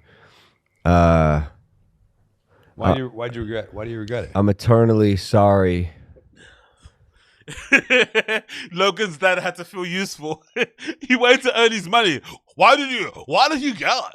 Why did you choose? Why did you regret it? Logan's dad felt useless, innit? He hadn't said anything in like 30 minutes. So why did you hey, it's Logan's dad. Why did you feel Logan's dad out the most nonsense question. Hear him again. Hey, it's Logan's dad. You may remember me from like Logan's YouTube videos. So regret now, after it's all said and done, about choosing Dillon Danis as a partner for this dance? Yeah, I do. I lied in the build-up when I said I didn't regret choosing him as a partner. Why do you regret it? I'm eternally sorry for Nina. I'll spend the rest of my life apologizing if I have to for putting her through that kind of torment. On, Logan, it's relax, inhumane what he did, and she'll hold him accountable. But this is my life. I dragged her into this social media fight bullshit. She did not sign up for this. I mean, she did, of course, but she didn't know, and neither did I. I don't think anyone knew the extent to which he would take things. No fight organization or promotion has ever seen this type of build-up. This is gnarly. No man has ever insulted a woman. Come on, bro. Come on, Logan. You're better than this, bro. Come on, Logan, man. Fucking hell. He's one of the most trolled, hated people on social media. He's seen the things that people say about him on a daily basis. He knows he's unlikable. Why is he so shocked about this shit? Come on, bro. You're new to this. You've been making content forever. Why are you acting as if it's the first time you've seen people be mean on social media and say crazy shit about people? Like, are you insane? Come on, man. This was nothing. Nothing. Fuck, bro. I get it. What Dillon done was annoying. At most, it was annoying. But let's not make it into like he fucking sexually assaulted your fucking wife-to-be or something. Let's relax a little bit. She didn't fucking film a explicit sex tape or something along those type of lines that she regretted getting out there or something. Like, let's relax. It's fucking pictures of her standing next to random guys, half of which will probably gay anyway. Like, let's chill out, bro. Let's chill out. Come on. Why is he blowing this up to be more than what it is? Let's relax. He's doing way too much. He's kind of doing that thing that male feminists do, where they want to smash, so they start going over the top. Yeah, man, men are evil. Men are the worst, right? Just so they can get into the fuck. Like, bro, you need to relax. At least act like yourself a little bit. Do you know what I mean? Be yourself a little bit. I understand she's your wife to be and you gotta have her back, but let's relax a bit. Come on, bro. Getty Images pictures and Google search images shouldn't be making you feel this upset. Honestly, come on. She's a Victoria's Secret model. Come on, bro. Let's be real. I worked in marketing before. Sometimes you'd hire those girls to fucking stand around when you'd fucking open your office and shit. You'd have a new office, you moved it to a new location, and some people would get you to hire models to just come and stand around and make the office look cute during the time of it opening and cutting the fucking ribbon. When you're at that level of a supermodel, you can go down different routes. You can go down commercial route, you start doing advertising, you get flown around places. You'll basically become a living human, weird billboard, nice to look at person at things anyway. And because Nina has a bit of a personality and she's quite funny, I'm sure they liked having her around places. So she probably lived a good life, getting flown around the world, meeting different people, making bank, blah, blah, blah, blah, because of how she's looked and the blessing she got from her genes and DNA. That's it. It isn't that big of a deal. Even if she did fuck with those guys, so fucking what? Honestly, this is so insane. It's driving me nuts, bro. I don't understand what these guys fucking expect. Are these niggas expecting literal models who fly around the world for a living, who are from the ages of fucking 16 upwards? Are they expecting them to be fucking virgins? For real? Honestly. Is that what you, like what? God almighty, bro. Oh. Has a partner who can be exploited in the way that Nina can. She's a public figure, you know, and with that comes the limelight and a lot of responsibility that a lot of fighters aren't able to do with their opponent because their wives don't have an independently self-made career, and she has that, and so he was able to exploit it in a way that worked for the buildup, but also hurts. It hurts personally. I have a different take on this. Because I was in there with you guys when it was deep. Logan dad. So, he's to earn his keep in it. Look at Logan's dad.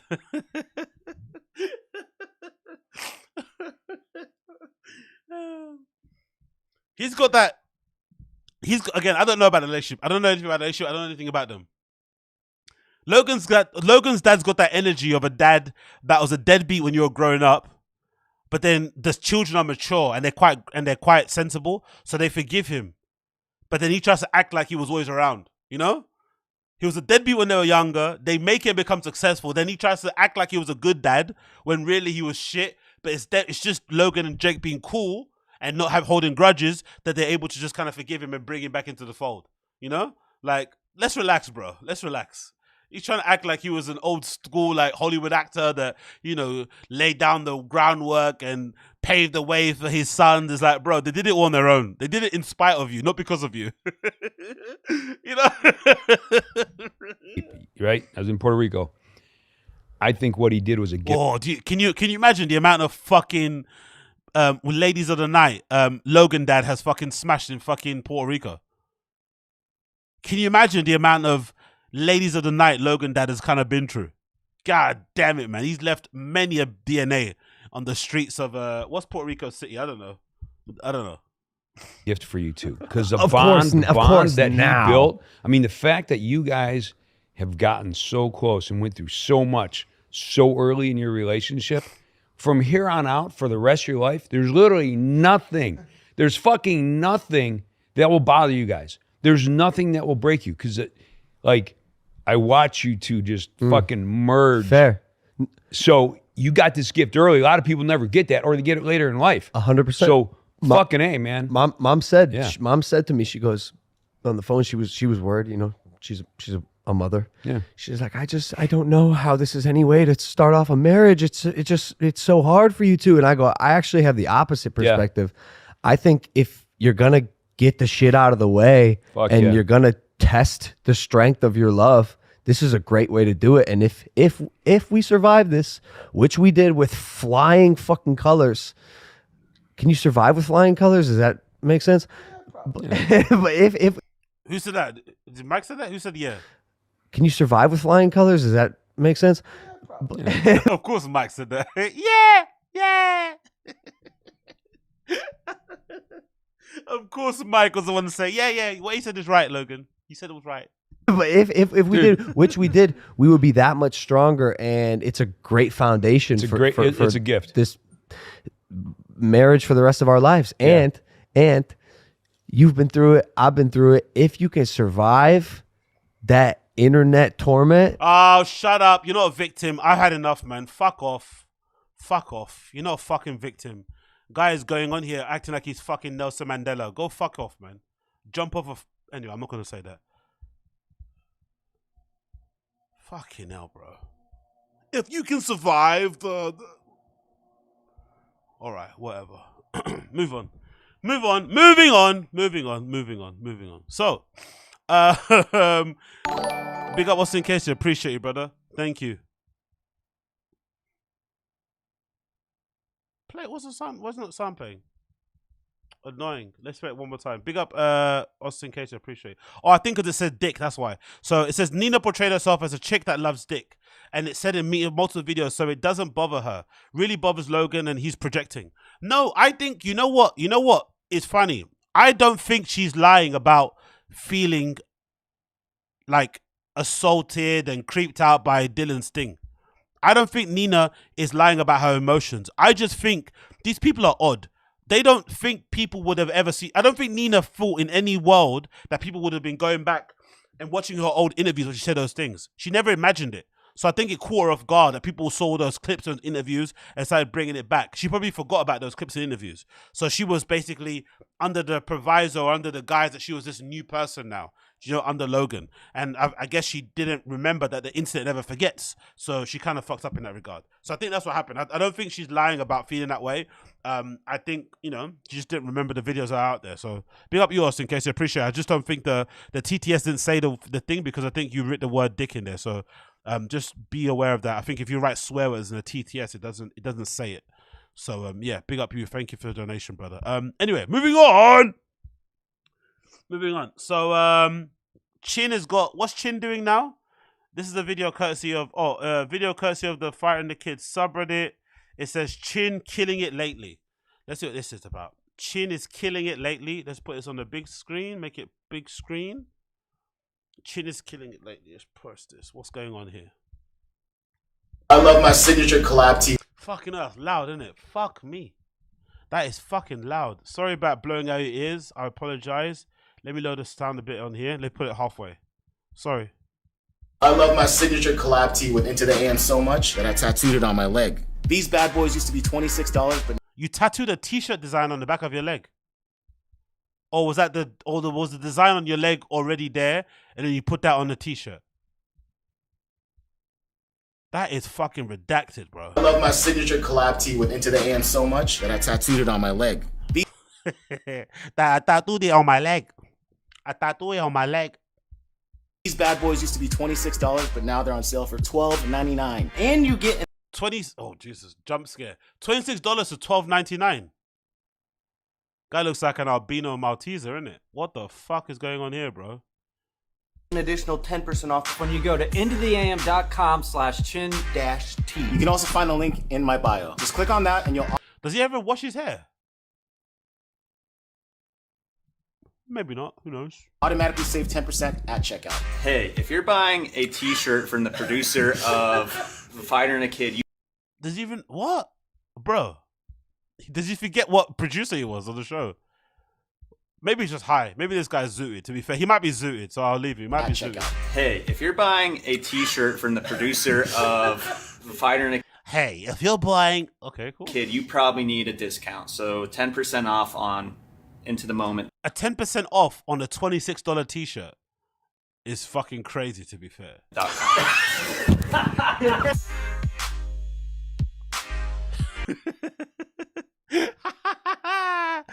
If you're buying a t-shirt from Chin, you deserve everything. You deserve to be touched up by a family member. If you're buying t-shirts that Chin's designing, what's that Instagram, whatever, that /Chin dash TEE. You deserve to be touched up by a family member if you're buying Chin t-shirts. I'm sorry. Fuck off, man. Chin design t-shirts. Do me a favor. Do me a fucking favor, mate. You're having a laugh. Chin design t-shirts. Like, I'd probably buy a Chin designed, like, camera strap or what you call it, wire for a fishing rod or something, or a knife. But I don't want to dress like him. Like, I'm okay, thank you. No, thank you. No, thank you. Personally, I don't want to dress like him. Do yourself a fucking favor, mate. I don't want to dress like him. No way, shabby Odo. Anyways, moving on. Okay, cool. Update. So the girl that was featured in that video that I spoke about, where the girl was like, "Oh, I will." Look at the way you dictate. Whoops. Was she? Sorry. The girl that was featured in that clip, right, that I spoke about, of the girl who said that she was the one at the Super Bowl thing. Remember? Somebody has found another clip where it looks like she might be sat next to BGL, but I don't think it's her. People are saying it's her. I don't think it's her. So this is a clip I'm going to play for you now. And they're saying that this girl might be the one that was 16 or 17, however old that she was, and at that Super Bowl party that Brendan may have allegedly handed a note to. I don't personally think it's her. I think this is fake news, but some people are saying this girl is sat next to BGL. So let's look at it together and we can make the assertion, but I don't think this is the girl. So let's see.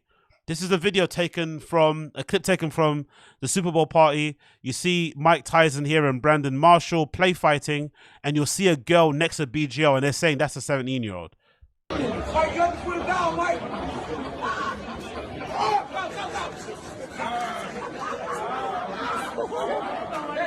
They're saying that, yeah, they're saying the girl over there. Right? So let's rewind it a little bit there. Let's rewind it a tiny bit. They're saying that girl, I guess. That one, I think they're saying this one, but I don't think that's a 17-year-old personally. She's not wearing the same top. I just don't think so. It's not the same girl. They don't look the same. And it's definitely not the one here with the hat. It doesn't look like her. She looks like a woman from Desperate Housewives or something. Do you know what I mean? That doesn't look like the one for me personally. Let's play it all the way again from the top.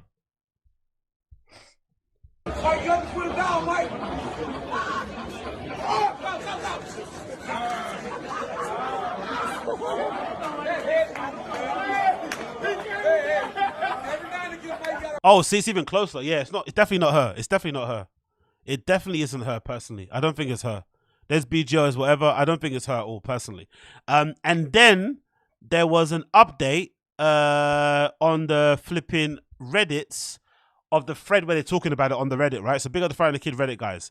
So it looks like Hella Mark Harley replied recently, BGL, and he said the following: "This girl is full of shit about talking to me. Likely is full of shit about the entire story. Never talked to her or seen her in my entire life and approached 0 women on behalf of Brendan at that event. Trust me, I'd love to out him if it was true." So BGL is unequivocally saying this didn't happen. It's all lies. But why would this rant? Yeah, I knew I should trust in my instinct. I did say at the time, it could be a clout chaser, right? But who would get... Do you think the homeless cats reached out to some random 17-year-old and got her to make up this story? It's a bit odd, isn't it? Like, why would this random girl just start saying this stuff? Like, Brendan isn't that famous for this to kind of catch any steam. She's not really going to get that many followers from it. Like, what is the incentive? It's just a troll and just have a bit of fun on the internet, maybe. I don't really know. But that's what he said. And then another post from him, he says, never approached that girl, never asked her if she wanted to meet Brendan, never seen her before in my life, Brendan told me it was a work-related after the shit came out, had no idea about any of this at the event. Okay, so BGO is saying that when that video dropped, that he was handing that girl a no, it wasn't to fuck. It was about some podcasting shit, I guess. That's press X for doubt on that one. And then I think somebody else asked him here too, if I can mistaken. No, that's it. Yeah. Another one says, I feel like Hella Mark Harley remember that face if it was her. And he replied and says, I never talked to her in my life. If BAPA had me talk to her, I'd admit it. So I don't know who to believe. I don't know who to believe. Is BAPA a pedo? Probably not. Again, like, Brendan's a lot of things. He's a bit of a redact, but I just don't get pedo vibes from him, you know? You know, he might be out there putting up fucking, you know, LeBron James numbers when he's on the road, right? He might be out there fucking swishing it all over the place. And maybe the Mexican, maybe his wife is aware of that and they have some sort of agreement. I think that's been my fear all along. I think these guys have some sort of quiet agreement that as long as Brendan doesn't embarrass his wife and keeps all his business on the road, he gets to kind of be a boy. Because I think, again, this is really odd for me to say this, but I think there are some people, especially within minority communities, whatever, especially black and brown people, there is this weird thing sometimes, this stigma around divorce. And there is sometimes this weird also, I wasn't even control, but this weird sort of like grace men have in relationship, but they can kind of get away with murder because they're sort of like the breadwinners and shit.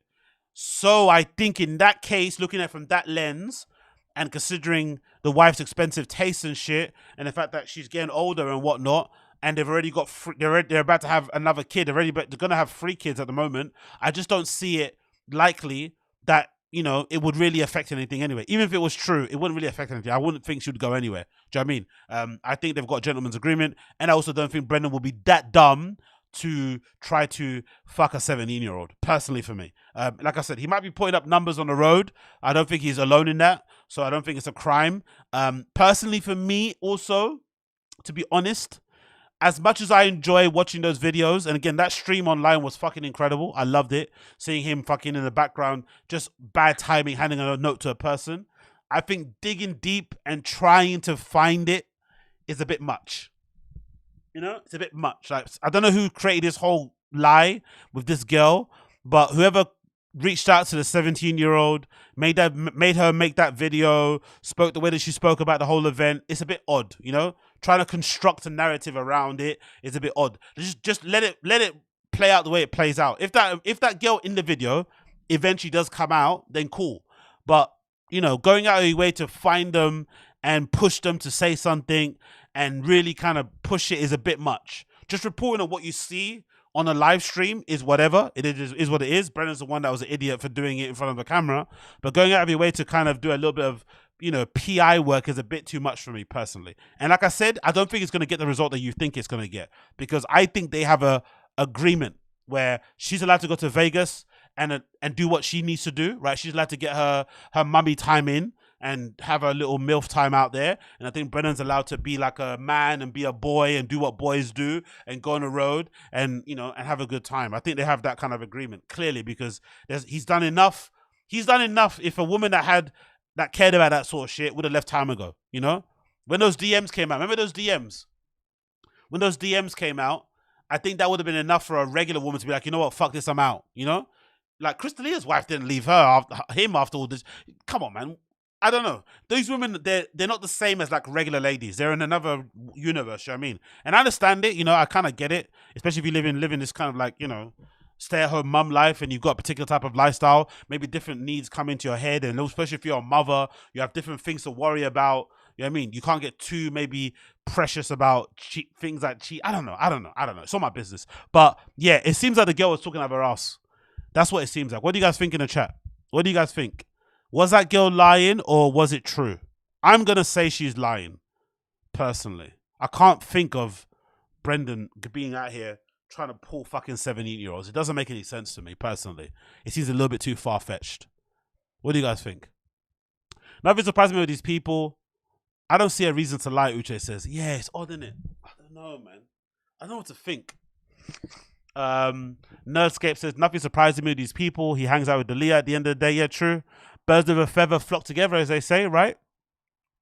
By the way, is it like, and that's another thing too that always surprised me about comedians and stuff, like they make it seem normal to just have friends that do like really fucking crazy shit. We're not talking about, I don't know, he maybe stole some money at work. They're okay to like not say anything and come out and say anything, or not be friends with people that fucking do pedo shit. Like, I don't know, I don't have a single friend that's been accused of rape and shit, or that is known to be somebody that goes after young girls. They're not a friend of mine. Do you know what I mean? I don't know people like that. Like, do you know what I mean? But it seems so normal in their world to just be like, yeah, he didn't do it, he's still my friend. It's like, even if you didn't do it, don't ring my line. Do you know what I mean? Like, I'm cool. Like, let's just leave it there. I don't know. Like, I don't think that's really normal. I don't think regular dudes go through just like rape allegations. It doesn't work like that. Maybe, I don't know. Maybe it's just me. I don't know. But But yeah. These women, she's redacted, RJ vibes, she was in NFL, she sound deaf though, she seems nice. Yeah, I don't know, man. I don't know what to say. Why would she wait this long? Exactly, Crash. Good point. Why would she wait this long? The Watcher, if BAPA goes to jail, he can't pay back BGL. Maybe he doesn't talk about hoping he gets paid, but we all know he's not getting shit. Yeah, that's true. But honestly, I really want BGL to get paid. Aside from his madness that he got up to, I know what it's like not getting paid from work and having owners and founders who fuck around with your money. And I don't wish it on anybody. I really wish BGL gets his money. That's not fair. But I'm just not sold on this girl being the girl. I really am not. I'm sorry. There's something that just doesn't smell too kosher about this, you know? That's the only thing. It seems a bit fishy. I don't know if I actually believe that that girl is the girl, you know? Maybe I'm in the minority here, but also, again, like I said, to have daughters, man. Imagine having a 17-year-old daughter and she comes back home and she has a tattoo of chaos on her chest. Like, and the 2 snakes. It's a lot, innit? It's a lot, bro. You probably don't have any say-so in what your teenage daughter does, but fuck, man, having daughters is way harder than having sons. Way fucking harder, bro. Like, you've been tearing your hair out, bro. Like, shit. But yeah, one more time. Let's see what she has to say. One more time. Now you're just showing off. I can't believe my eyes. I can't believe my eyes. Brendan handing the note to us, hilarious.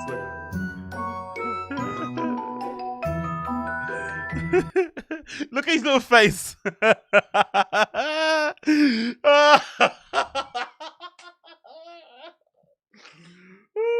Brendan's little face at the end, man. Playboy shit, Riz gang. You know what I mean? Put them numbers up, bro. Her panties are wet. Get the mops out, lads. Get the mops out, lads. Clean up on aisle 7. Clean up on fucking aisle 7.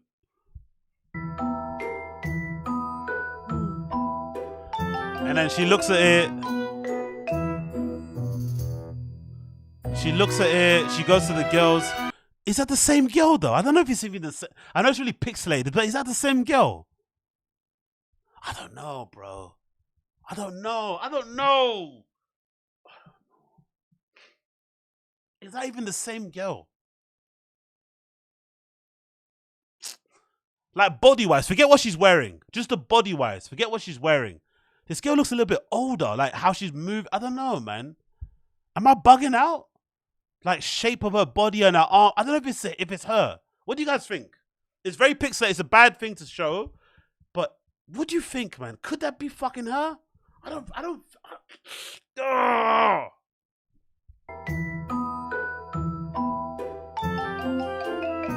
There she is. She gets up. She looks at her friends.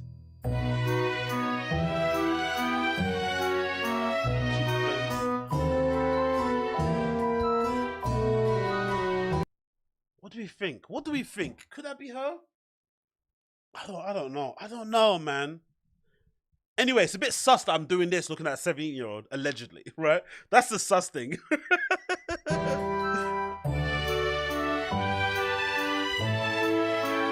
Oh, yeah, look at Brenda at the back. Look at Brenda at the back. This is the one I missed. Look at Brenda at the back here. Look him at the back. Look at Brenda at the back.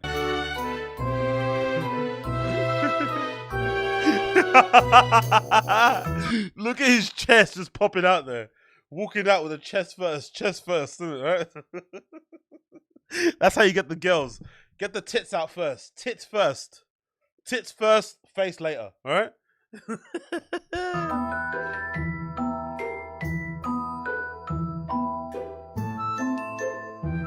Oh, really, dude? Yeah, so I didn't really know who he was. Like, I never really heard about him before, if I'm being honest. And so, like, while I was there, like, I kind of picked up that... There's no denying that she's young. You can hear from the sound of her voice inflection, how her eyes dart around. Like, if you have younger siblings, or you have younger family members and stuff, or you just know younger people, you would know that she's definitely, whatever age they say that she is, she's definitely that age. If not, that she's a very immature 21, but she's definitely got a bit of a teenager vibe about her. That's a very concerning part about it. This is definitely an underage person. That's the issue. We're not gonna deny that. But is she the girl in the video? That's the thing. Like,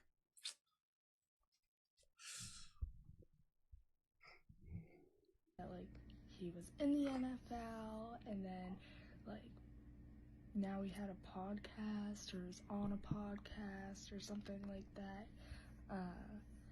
But this guy with like longer hair and was like kind of buff came up to me and was like asking me like if I wanted to meet Brendan, and like I didn't even know who he was. Like, is she a good actor? Do you think it's possible someone from the Reddit would have given her a script or given her some pointers what to say and she kind of filled it in? Is she a good enough actor to do that? What do you think? Is she a good enough actor to be like playing along with it and pretending that she's the girl in the video? It's possible. Kids nowadays are good at trolling. They know how to fuck around on socials and shit. So she could be a decent enough actor to be like, I don't know, it was me, I was playing around and I saw him and it was like, he's a buff guy and, you know, she kind of got, yeah, and he said to me, I don't know why, I have to be quiet, my parents are next door. What do you think? Because at the time when the video originally came out, I thought she was mid-20s, my original impression. Then somebody said she's actually either between 18 and 19, but I was surprised. I thought she was actually mid-20s. Mostly because of the tattoos. The tattoos threw me off because the tattoos are giving like dive bar bartender, dive bar waitress, right? That's what the tattoos are giving. Like hole in the wall, you know, where it looks a bit shit, but they do a hell of a good burger. And they've got a couple of waitresses in there who look hot, but they're really nice to talk to and stuff, and they got good conversation. You know that she's got those type of tattoos, you know? The type of girl that works at a bar, small denim shorts, Converses. So what you having, Ago? Same again? Jaeger bomb? Yes, please. You know? So how's it going? You still reading that Malcolm X book? You know? Like, she's got that kind of, like, small town, dive bar type of girl vibe about her. You feel me? So the tattoos really threw me off. Because I'm just thinking about, like, anybody in the chat who has kids, do you have, if you have teenagers, do you have teenage girls? If anybody in the chat has teenage daughters, would you let them get a tattoo like this on their body? It's a bit much, innit? It's one thing letting your daughter get like a triangle or like a little bird, but like the snakes and the chaos on the chest. What does chaos mean? Is that like chaos tits? What is chaos? What the fuck is that? It's a bit much, innit? If you got a daughter, like, would you let her get that? A little foot tattoo is one thing. A little paper plane, but like chaos and the snakes is like. Oh, she turned 18 without permission. Okay, cool. Fair enough. She's got, you know what she's got? She's got Millie Bobby Brown vibes. Millie Bobby Brown is like 18, 19, but she acts like she's for like in her mid-30s. So I think she's one of those girls that just like, you know, she wants to be older. So that makes a lot more sense. She's got Millie Bobby Brown vibes about her, probably. Maybe. But even the eyelashes are very young, right? A lot of young girls love these like crazy long eyelashes. The way she is unable to keep eye contact with the camera and stuff is a bit shy. That's really giving young girl. I don't know, man. Yeah. I don't know. Exactly. She's got a baby face. She definitely is very young looking. I don't know. I just don't think she's a girl in the video. I trusted the age thing. I can believe that she's a teenager, but I just don't think she's the girl in the video. Because if I'm not mistaken, again, this is my personal opinion. My personal opinion is the girl in the video kind of looks Asian. Is that me or am I bugging out? The girl that Brendan allegedly gave the note to, she kind of looks Asian. I'm getting like half white, half Asian vibes with her. I don't know why. I can't even see her fucking face. But the girl in the picture looks kind of Asian-y looking. You know? Like, do you know what I mean? Like, she kind of looks a little bit like more on that sort of vibe as opposed to that one like straight up white girl. Maybe Brendan was like hooking up with her, trying to, you know, imagine she was cat or something. I don't know. But this girl's giving a little bit. She's giving Asian. You know? And she also has like a long back. Like there's no bum there as well. So I don't know. She kind of looks a little bit Asian to me. What do you guys think?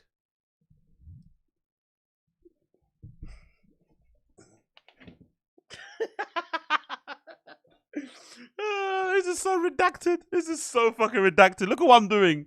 Look what I'm doing at this time of night. Look at what I'm fucking doing. Look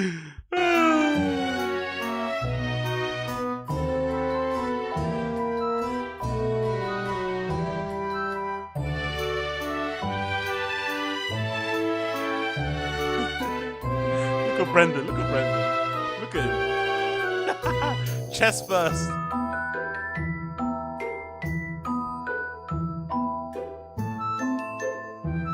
Oh, really, dude? Yeah, so I didn't really know who he was. Like, I never really heard about him before, if I'm being honest. And so, like, while I was there, like, I kind of picked up that, like, he was in the NFL, and then, like, now he had a podcast, or was on a podcast, or something like that. But this guy with, like, longer hair, and was, like, kind of buff, came up to me and was, like asking me, like, if I wanted to meet Brendan. And, like, I didn't even know who he was. Like, yeah, like, he was there, but whatever. So then later on, I want to believe. Lols. He came up to me and gave me the note with the phone number, and I don't know. Uche, really? Uche's like, I think it's a girl from the vid. Really? Man, I just don't see it, bro. I don't see it. Maybe I'm being too, like, maybe it's a Christian in me. I don't want it to be her because that will mean that Papa's a fucking pedo. Maybe there's a part of me that's doing that. I'm like refusing to see it, right? It's like I'm literally acting like a woman in the church that's refusing to believe her husband cheats and shit, right? I'm kind of covering my eyes on purpose, figuratively, you know, both metaphorically and shit. Maybe. But I just don't see it, man. She doesn't look like the same girl. They were both, like, really kind of creepy, in my opinion. I don't know. It was not the vibe. Anyway, we don't know. I guess we have to wait until more information comes about to find out what the deal is. But yeah, man, I just don't know. I just don't know what to think. I really don't know what to think. There's loads of conflicting information out there about the whole thing. It's looking kind of dicey, looking kind of crazy. But I guess everybody's saying it could not be her. Who knows? Let's wait and see about that. Let's see if anything else I've got to talk about here. Bear with me a second. Big up everybody in the stream chat, hanging in there. Appreciate all of you for joining me. If you enjoyed the stream so far, make sure you smash the like button for me. Help your boy out. Smash the like button for me. Help a boy out. Smash the like button for me. That's all you have to do. Smash it, okay? If you like black people, right? If you support BLM, smash the fucking like button, okay? If you don't, then don't smash it, okay? That's what you should do. That's what you should do. I'll know who actually supports me for real when you smash the like button. Do you know what I mean? Are you an ally, yay or nay? Actually, you know what? Black people aren't really in the conversation in this last couple of weeks. BLM's kind of died down. You know what I mean? BLM's kind of space guy not smashing. You're like, fuck the blacks. Go back to your country. Okay, cool. So let's do the stand up on the spot thing. I haven't seen that yet. Actually, should I do sport? Should we do 2 days? No, let's do 2 days to try. 2 days to try has a new video out about BERT, KREISCHERS Bachelor Meltdown. I don't know what this is about. I think this might be about the Joe listing. I haven't watched it yet, so please forgive me if you've watched it. So let's watch the 2 days to try a new video on BERT KREISCHERS. Let's see that. This one here. The BERT KREISCHERS Bachelor Party Meltdown. Let's check it. Let's see what this is saying. Big up 2 Lazy to Try. Big up 2 Lazy to Try.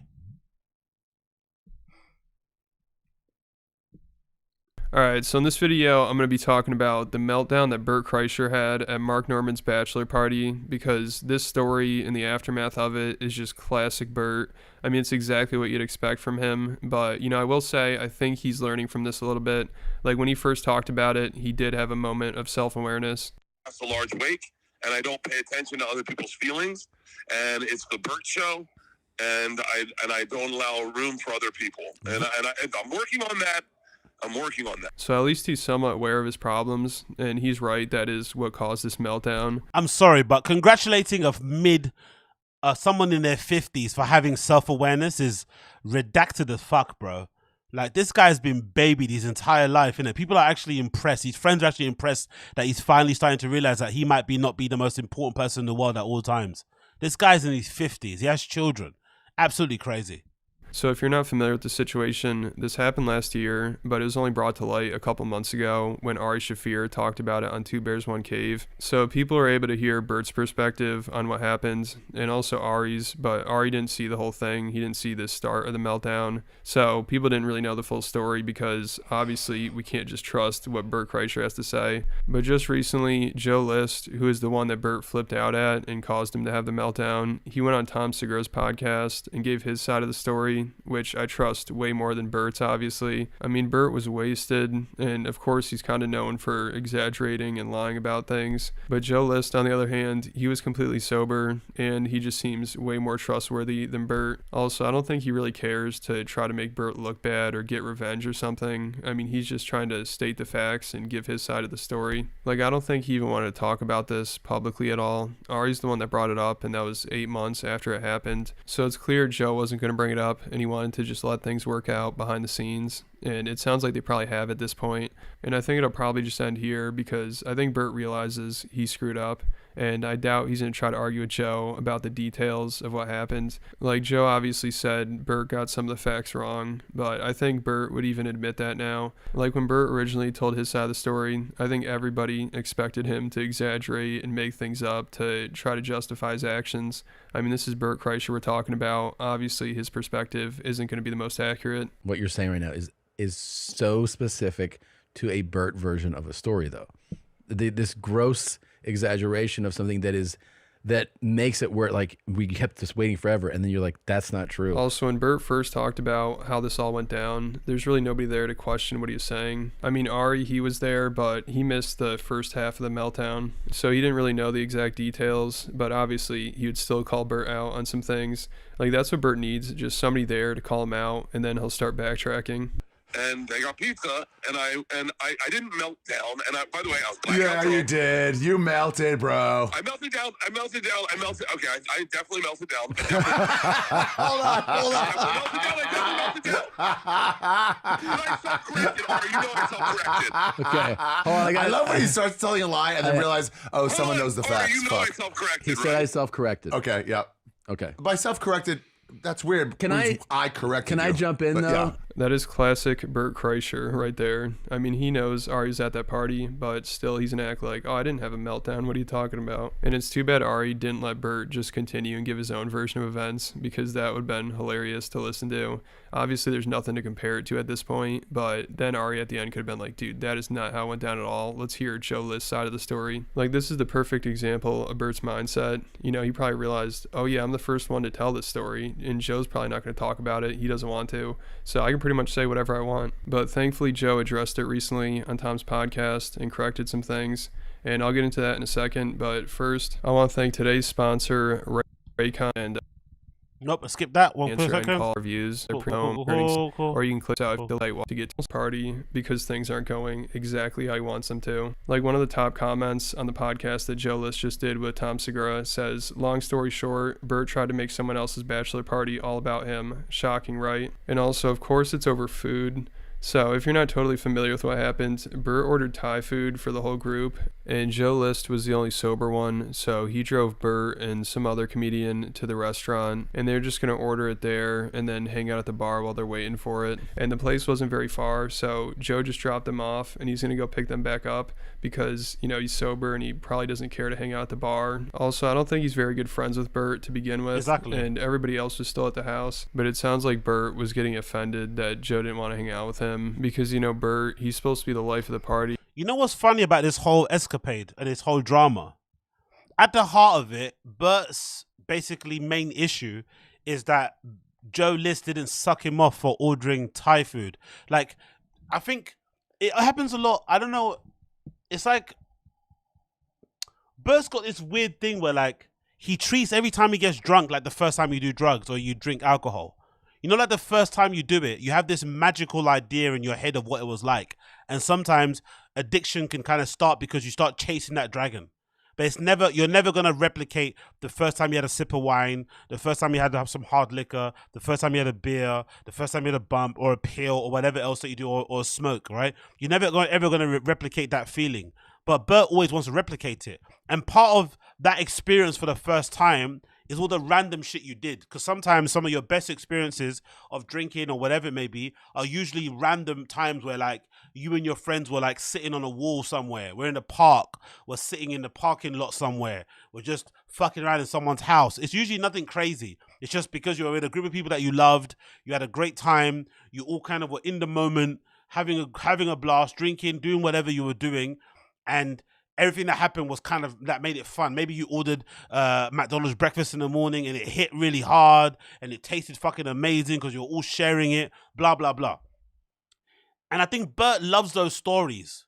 So he always wants to be the hero of those stories. So in his head, he was doing that Thai food ordering thing, not because he wanted to do it out of his goodness of his heart. It was mostly selfish so he could appear like the savior of the story. Like everyone was hungry and Bert got Thai food. Yay, Bert's here. Like he likes that. It's like a scene in like an American movie. He walks through the door. Yay, he's here. He's the guy, the party guy. And he's like, hey guys, calm down. I'm just here for you. You know, trying to be that fake humble shit. That's what's playing in Bert's head. It's like a college movie in his head every single day. Every interaction is like, yeah, he's here, the guy with the drinks. He's got the drink. It's like, it's not that deep. So that's why you have to be aware in life to be really wary of guys like that. People who pretend or act like they're being charitable, act like they're being altruistic, but really is self-serving, right? It's really self-serving. They try and act like they're being selfless and they're trying to help the group and they're putting themselves out for the betterment of everybody else, but they're actually doing that so that you can thank them. It kind of reminds me of the mum in a group of friends of mums who goes out of their way to always start cleaning up and organizing and telling people what to do and try to take the de facto like leader role all the time. You feel like they're doing it to try to help, but they're also doing it because they want to get a pat on the back, you know? It's like, just chill, just relax. We're all mums here. We're all going to look after each other, look after our kids, look after each other, everybody around, I mean, nursery, wherever you are. Just chill. Don't always try and be the one that's like trying to sort things out and play things and put people in line and stuff. It's just annoying. Like, he wants a bit of a pat. He basically wanted a pat on the back for ordering fucking Thai food. It's like, chill out. Chill out. So when they're partying and somebody chooses not to be around him, he gets freaked out and he kept trying to convince Joe to stay, and then he called him back and he said they're ready, and then Joe showed up and Bert tried to drag him into the bar. So I drove over, and then at this point Bert came out and was like, get in here, come on. I mean, he was pretty banged up. He was like, let's go. And I was like, oh no, I'm picking you up. And he was like, come on, get in here. And to be fair to Bert, he just wanted to hang and connect, I think. But I was like, I don't want to hang out at the bar. I'm hanging out. We're playing charades. So I went back. Can you imagine how exhausting it must be to be a comedian that's sober within the stand-up comedy world? Because these guys are already like adult babies, right? They're like caught in they're in like a suspended state of adolescence. They kind of don't want to grow up. They sort of live this fanciful pretend life where they get to go on the road, hang out at bars, do comedy, get paid handsomely for it, have lovely, adoring fans, and probably get comped. I'm assuming a lot of comedians, especially at the top, they get drink tokens, they maybe get given some drinks, they might get drink sponsors, right? So you can indulge all your vices really when you want. So when you're the person in a group that's sober, it must be hard to navigate because everybody kind of likes being out as a comic because it gives you an excuse to be away from your family and to do the things that you enjoy to do, which is your vices. When you don't want to do that shit, you just want to tell jokes and hang out, it must be hard to like have a fun time because everybody's sloshed, right? Everybody's really sloshed. Then I came back a third time. I drove there. And this time they left me like in the car for like 8 minutes. And so I texted Bert and was like, dude, because now I was getting furious that I was being treated kind of like an Uber driver. Yeah, sure. So that sounds exactly like something Bert Kreischer. Yo, big up Austin Casey. Bert does even though he's We all know this, but I agree with you as. What? What do you block out there? Bert, Fox, Bert. What's the asterisks? I don't know what the asterisks are. Write it in the chat, Austin. Austin Casey, what did you miss out? You missed out loads of words. What did you say? Bert, what does something, even though he's something. We all know this, but I agree with you, AZ. Kreischer would do. Right in the chat, Austin. Right in the chat. And of course, when Bert mentioned this, I don't think he said anything about trying to drag Joe into the bar. And I'm sure one of the reasons why Bert didn't want to come out and made Joe wait so long is because he probably was trying to force Joe to go in there. And of course, when Bert talked about this, he said pretty much the exact opposite. Yeah. So when I have a couple cocktails, we call Joe List and we say, hey, can you come grab us? We're ready. Joe List took a while, which is fine. And Joe DeRosa and I were kind of breaking his balls. So I ran over there in the car. I have the text. Because in the story he told, I kept them waiting, which is not true. Forever. That's exactly wrong. So the okay, yeah, big up Austin. Okay, no problem. Sorry. No worries. Big up you. These two are already pretty annoyed with each other, but then Bert just completely. Again, I listen to Tuesday to Be Stories. I listen with Tuesday to Be Stories, and I honestly do think that it's no surprise they don't get on. Joe List has a very specific personality. It wouldn't make sense that they would be friends anyway, to be fair. And I personally think they're trying to play this down because the fans can get a bit annoying. The fans can get annoying, asking too many questions. They can make the situation worse. But I don't think they're ever going to be friends anyway. They're not. I mean, they're just not going to be friends. It's just not going to vibe. They don't really click that well. So, yeah, I think there was some actual annoyance there. I think there was probably a point where Joe probably was like, this guy's a fucking dickhead, right? And Bert probably thought the same thing about him. But personality-wise, it just was never going to work anyway. Snapped on Joe. Because it sounds like Bert is legitimately drunk most of the time. So it's like, if you're sober, that's the worst type of person to hang out with. Joe, because Joe mentioned that he ordered pizza because he didn't want any of the Thai food. And the one thing that I will say in Bert's defense is Joe probably should have just told him he was getting his own food, but Joe even admits this. And I should have said, hey guys, Bert, I don't like Thai food, so I'm just going to order this additionally. Yeah. But also, I bet Bert would have tried to stop him. And also, to be fair to Bert, Joe List also has that really annoying thing that some guys have it. Again, I think it must be the way you're brought up. It must just be like being spoiled when you're younger, because Joe List has this thing where he has a very exact way of eating. He only eats like pizzas and chicken nuggets and shit. You know those type of guys that don't, everything else is kind of too exotic. They hate Thai food, all that sort of shit. Nah, I just like pizza and sandwiches and all that sort of stuff. And it has to be a particular thing, particular condiments. Like, it's like, bro, like, I grew up in a house where you had no options. You just had to eat what was fucking available. Do you know what I mean? It's so odd. Like, literally, my mum would be like, hey, if you're not going to eat that, you're going to go hungry. There is no fucking, oh, I want this, I want soy milk, I want that, I don't want this. Like, no, whatever's available is available. If you want to eat your own thing, go make your own money and buy your own thing. But what we're eating in the house is fucking this. So I think this person, Joe List and Bert, weren't going to work in that regards, because Joe has a very particular way of eating. And I like him, but nigga only eats fucking pizzas and chicken nuggets. Do you know what I mean? From ordering it, so yeah, son, exactly. I love how deep we are into these people's lives. We are dissecting and arguing over Thai food and pizza, but that's the thing, though. I would rather be doing this than anything else in the world. This to me is so much fun. It takes my mind off everyday life. It essentially makes you realize just how redacted we all are, because we're paying attention. They're making it seem like it's a big issue. It's all shits and giggles. And if anything, for me, like I said prior, I'm just not a fan of reality TV. It's just never been my vibe, really. The only thing I kind of watched was maybe, you know, early Big Brother. But even then, I didn't watch it too long. So this is sort of like my version of like Desperate Housewives, you know, Basketball Wives, Love and Hip Hop, Love Island. Instead of watching all that shit, I pay attention to these guys' lives, and I've got an understanding or a memory of Joe's List fucking dietary requirements. You get what I mean? This is sort of my version of it. This is my VH1. Oh, maybe that's why I didn't tell him, because Bert always has to be the one that's running the party, and he wants to be responsible for everybody having a good time and everything going according to plan, his plan. You know, Bert wanted to walk through that door and have everybody be like, oh, perfect timing, this food looks great, Exactly. thanks, Bert. Exactly. So Joe ordering Exactly. pizza threw Exactly. all that off, even though everybody still ate the Thai food. It's Exactly. not like it went to waste or anything, but just the fact that things didn't... He wanted everyone to say, oh my God, Bert brought the Thai food. Then he wanted everyone to go back on their podcast and talk about, oh my God, Bert's amazing. He brought everyone Thai food. Like, oh, get over yourself, bro. go exactly how Bert wanted them to, then he got really upset about it. Also, I'm taking Chinese food over Thai food any day of the week. Fight me on that. I'm taking Chinese food over Thai food any day of the week. Fight me on that. I think Thai food is slightly overrated. Because I know Bert.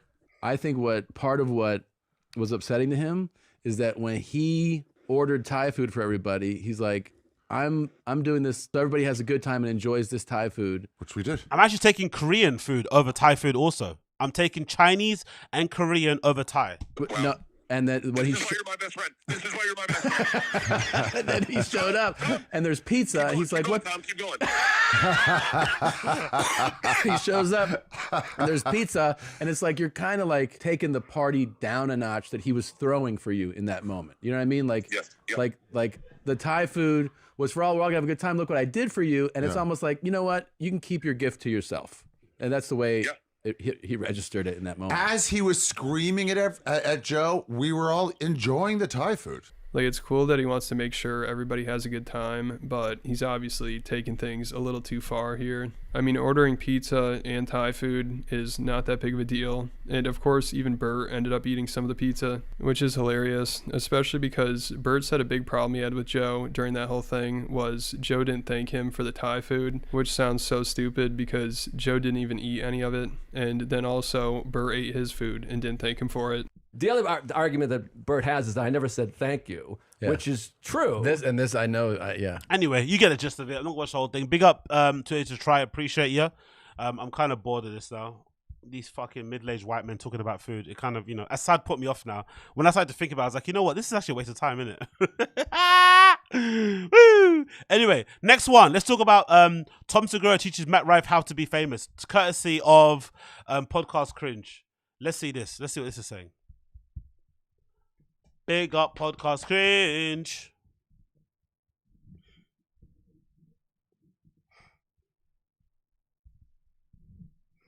Come on, load, you fucker.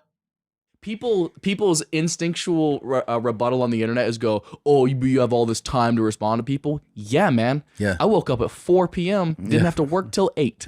I have so much time. I have time. Right? Yeah. A few moments later. There's a point where you're just going to be like, yeah, I'm a pretty busy guy with a lot going on. Yeah. And if you think I suck, God bless. I got things to do. Welcome back to another. Hey, being famous is fucking awesome, isn't it? Being successful and being famous on your own is super amazing because it's harder to do. To be a Matt, okay, obviously, yeah, the looks are going to help, fair enough. But it's harder to be a Matt Rife than a brendanschaub because you have to kind of rely on your own, right? You rely on doing it by yourself. But the benefit of being a Matt Rife instead of a Brendan is that once you do make it and you become undeniable, all of these fucking lemons, all of these fucking, JRE fucking dick suckers and shit, they're going to start circling you and wanting to have a piece of you also and stand next to you because you did it on your own and you got your own fucking thing going on and you're hotter than fish grease. That's the beauty of it. And you see it happening in real time. Matt Rife's got fucking Tom Segura sitting down there trying to be his de facto mentor. I love it, bro. Look at Tom giving him lessons on how to act and shit, how to conduct himself. I love it. Let's go. Another video today. We've got Tom Segura with your girlfriend's favorite TikTok comedian, Matt Rife took some time out of his very busy schedule to learn from a comedy veteran who has multiple Netflix specials, several podcasts, and dozens of bodies in his basement. And it was quite the conversation. What started out as a get-to-know Matt Rife turned into this little therapy session where Tom Segura gave his younger, better-looking protege career advice on how to handle fame, fortune, and, of course, those angry fans who love to hate. Dude, I'll copy and paste tour dates in a comment section and be like, pull up. Like I'm waiting to fight somebody at a venue. I can't wait. Okay. Cannot wait, dude. You gotta let that go, dude. I know that's me being 27 and egotistical, but it's just I can't stay. I threatened to f somebody's grandma one time. No, that's cute. Now, as you can imagine, Tom Segura giving anybody advice on how to be a good person can only end in a cringe compilation full of hypocrisy, doublespeak, and straight-up lies. So we'll get to that in a moment. But first, for those of you who aren't familiar with androgynous TikTok stars, here's a... Androgynous. I've not heard that term in ages. You remember that was a big thing, innit? Nowadays, androgyny is just non-binary, innit? Do you remember there was a time when there was a model, I forgot his name. Oh, what was his name again? Was it Petro something? There was a particular model that basically looked like Paris Hilton, but it was a boy. Fuck, bro. What was his name? But no, nowadays, no one wants to be androgynous. Everyone just wants to be non-binary. But that was a big trend at one point. Like that kind of like... Actually, there is something quite mesmerizing more visually about an androgynous person than a non-binary person. I think so. Especially like when they've got like an ultra Chad facial structure, but they have very feminine features, you know? It's something really odd to look at that. Wow, look at that person's face. They got a mix of like a masculine jawline, but they've also got these really soft, feminine type features, right? Like there's something a bit more interesting about that than just being like, I don't know, you know, some girl that chops her tits off and colors her hair blue. It's like, I guess, innit? It's cool, but, you know, I don't know. A brief background on Matt Rife's rise to fame. When did things like really change? Because I remember I was in a vehicle on tour and my photographer was in the back and he goes, you know Matt Rife? My photographer was blowing my back out in the back of the van. And I was like, yeah. He's like, yeah, you seen like his crowd work? And I was like, no. He's like, you haven't seen the clips? And I was like, the f are you talking about? I had no idea what he was talking about. So he sends me a clip and I was like, yeah, it's really good. And then I look and it says like 19 million views. I was like, what the f? Oh, yeah. And then, you see? You see what I mean? That's the thing that I don't like a little bit. As much as I'm sure it must be nice for Matt Rife to get a little bit of this dick sucking from the industry, it must feel odd to know that these guys are only sucking you off because you get crazy numbers on your own. You don't have any of the Joe Rogan plug-in, nothing to do with the Comedy Store, nothing to do with that sort of LA scene. You kind of did it on your own. And they just can't understand how that's possible because they all do this whole like, let me come on your podcast, let you come on my podcast, then you'd say how good I am, we talk about comedy, then we plug our days and we do marketing videos. Like they do the same shit, right, to kind of inflate their fucking, you know, how big they are online. But he did it on his own. That's why they're so mesmerized. So it must be an odd feeling for Matt Rife to be like, these guys don't really respect my comedy, really. They just like me because I get crazy numbers compared to them. And I don't do it with their help. Then it was like, I looked at the next one, it said like 25 million views. I was like, what is going on? Like it was an explosion. Mm-hmm. I had seen you announce, I think your millionth follower on Instagram or something like that. Okay. Like I saw it like, maybe it like scrolled down a little bit. I was like, oh. And then it was like 2 million, 3 million. I was like, this jump is like, very, very, it's growing in the TikTok thing. August of last year was the first time that like I started to get a bit of a following when people would start to come out to a show. July of last year, so 13 months ago, I was maybe profiting $150 to fly myself out to do a one-nighter in Philly. Wow. Like 80 people would show up. That's crazy. That's a crazy come up, though, to be fair. That's a crazy come up. That also goes to show that the algorithm does help, innit? Once you land on the algorithm and you get that boost, it can take you a sky high because he always looked the way he looked. So you can't say his looks got him there because he says, what, a year ago, he was struggling to sell tickets and he had to fly himself out to places. So that's pretty crazy. A year ago. Wow, that's pretty insane. You got to admit, that's some incredible growth. Good luck to him. I hope he makes the most of it before his looks fade and he has to actually write funny jokes. And speaking of... come on, podcast cringe. Come on. That's unfair. Because he's better than a lot of people, to be fair. I still think he's not that good. But like I said, I'm just impressed that he's just been able to do it on his own. That for me is a big thing. Like, do it on your own. He doesn't seem like he's a clout chaser or desperate for the fame thing. He does it on his own. He's got the ladies out there sweating in the crowd, ready to fucking give him everything. And so far, no fucking crazy stories about him being a diddler. You know what I mean? I like it. That's good. But I still think he's not that much better than Brandon. They're probably neck and neck, comedy-wise. In my opinion. It's that same sort of level. looks, our boy Tom is looking great. For those of you who don't know, Tom used to be a fat slob who wrote funny jokes and had awesome stand-up routines. Then he got rich and famous, snapped his arm trying to do a layup, and then hired a personal trainer to get him into shape. Now, in addition to being a comedian, he's become a motivational speaker, fitness guru, and serial entrepreneur. Hamstring right now? Yeah, hamstring cramp. God, I know. And you have a baseball on the back of your leg? No, I'm holding it. Hamstring just cramped up. We did deadlifts right before I came here. By the way, you look... No, he's doing that old man thing. He's doing that old man thing. He's trying to show the young guy that he works out too. Hey, look, I'm a workout guy. Look at my leg. I got cramps. Cramps mean I do exercise. Oh, come on. Big up Austin Casey. I appreciate you. I noticed when Rife was on Rogan, he was talking about how grateful he was to be in huge venues. Then Rogan chimed in about being in bigger venues than High when he was with Chappelle lol. Wow, I gotta watch that then. I missed that one. Wow, big up Austin Casey. I missed that one. Joe Rogan trying to one up Matt Rife is fucking hilarious. I didn't watch that one. I got to watch it.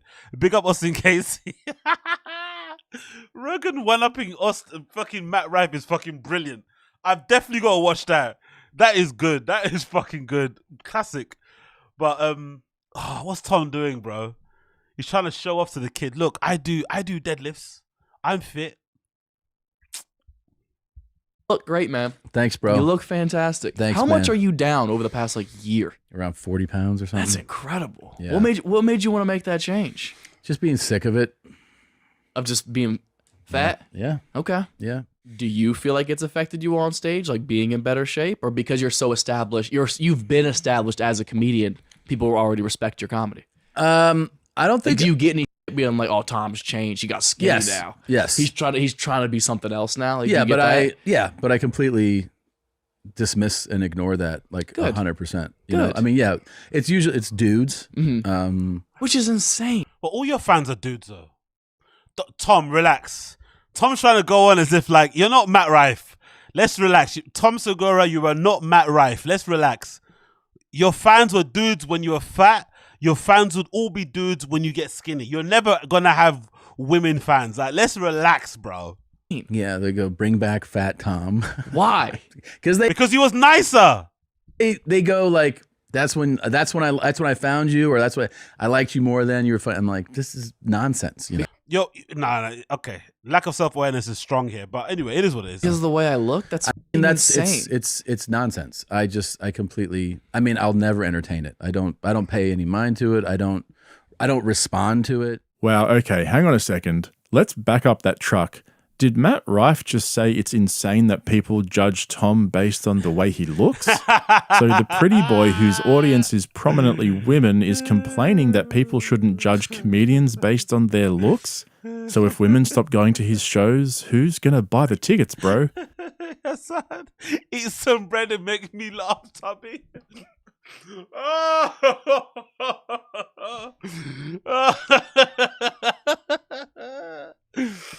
Have a fucking sandwich, man, and get back to being funny, you fucking troglodyte. Oh, God. Middle-aged fat dudes? Well, no, that's Tom's audience, and that's one of the big lies that Tom tells himself. People haven't turned on Tom because he got into shape and started looking after his health. No, that's a good thing. Good for him. We all hope he lives a long and happy life. Koila, you're a cunt. I'd rather have the AZ cardigan than that 6-pack. What's wrong with the cardigan? Why are you guys insulting my cardigan? It's just like a regular, look, it's not that deep. It's a regular little thing because it's cold now. I don't want to turn on the heating. I'm trying to save money. I'm trying to save the environment. So I've got this little, got this little hoodie, this little shepherd's thing. You know what I mean? I am the shepherd, right? Comedy commentary shepherd, right? That's what I am. Off to the comedy store we go. We might go to the Life Factory. People are turning against him because he changed, not us. Ever since he came into fame and fortune and got into shape, he turned into this egotistical control freak that forgot how to just laugh at himself. Exactly. Tom was a great stand-up comic up until a few years ago. Exactly. Some of you probably don't realize I still have Tom in my top 10 comedians. He's a really funny guy. Same here. I think out of all of Joe Rogan's friends, like close friends within the inner circle of the JRE verse, I personally think Tom is one of the funniest. Probably next to Ari. In terms of stand-up, Ari's stand-up is very underrated. He's really funny. He might be a bit of a cunt on podcasts. He doesn't come across the nicest. You really probably wouldn't want to be his friend. But stand-up-wise, Ari is fucking crazy. So Ari's good. Ari's great. Tom is also great. Who I think of in Joe's circle?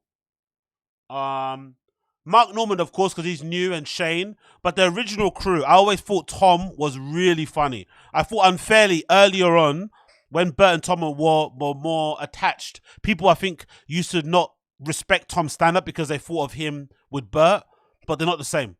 They're not the same. They're not the same. And the issue I also have with Tom, his stand-up has kind of went down, and his podcast humor is also not the same. Your Mum's House is not the same anymore, man. That show used to be so fucking good, bro. And it's not as funny as anymore at all. And I don't know what happened. Again, maybe it's because he got skinny. I'd hate for that to be the case. I think it probably has more to do with the money, to be fair, and the fame and the level he's gone at. Because now he's fucking touring the world doing arenas, like for real. That's some big money. You know what I mean, that's a definite change than what he was doing before. So maybe that's changed the way he looks at stuff. I'm not really too sure. People are saying Ari sucks here. CRF 1000 LUS says that. Quite says Pill used to be him as a regular cool guy. He's the opposite now. Exactly, quite. That's a good point, actually. He's a regular dude now. He's changed. How late will be Promised Land? Big up Jubu. Back when Tom was Mexican. Yeah, true. No. Where's he from? Where's his family from, Tom? His mum's from where? Is it Honduras? Is it Peru or something? I think it's Peru, right? I think his mum's Peruvian. I think Peruvian. Brendan already caught chasing underage girls on Instagram. He's crying hard when Dalia got caught. He had been doing it too. There's a fear of him being caught remorseful. What? Really? John Adventure? When that happened? The Instagram thing. I haven't heard about that. Rogan's a funny I never heard of. Joey Diaz and Tony. Joey Diaz stand-up comedy is probably for Josie. I think I like Joey Diaz's stand-up comedy, but I don't think it's for everybody. It's a very specific type of taste. Tony Hinchcliffe, I'm not really a fan of at all. Personally, stand-up, it's not really for me. But I like Joey Tom comedy, but I think he's more of an acquired taste. But I think people would definitely like Ari and Tom, hands down, without a shadow of a doubt. But that's because his old stuff was so raw and he felt like one of us. He made observations about the world that we could relate to. Now we get hours and hours of his podcasts where he's either bragging about all his shiny toys, lecturing us on how to stop being poor and pathetic, or indulging in a therapy session with Bert Kreischer where they obviously both need to seek professional help off camera. But this Matt Rife guy, geez, who knew he was such a hothead? Lucky his audience are mostly women.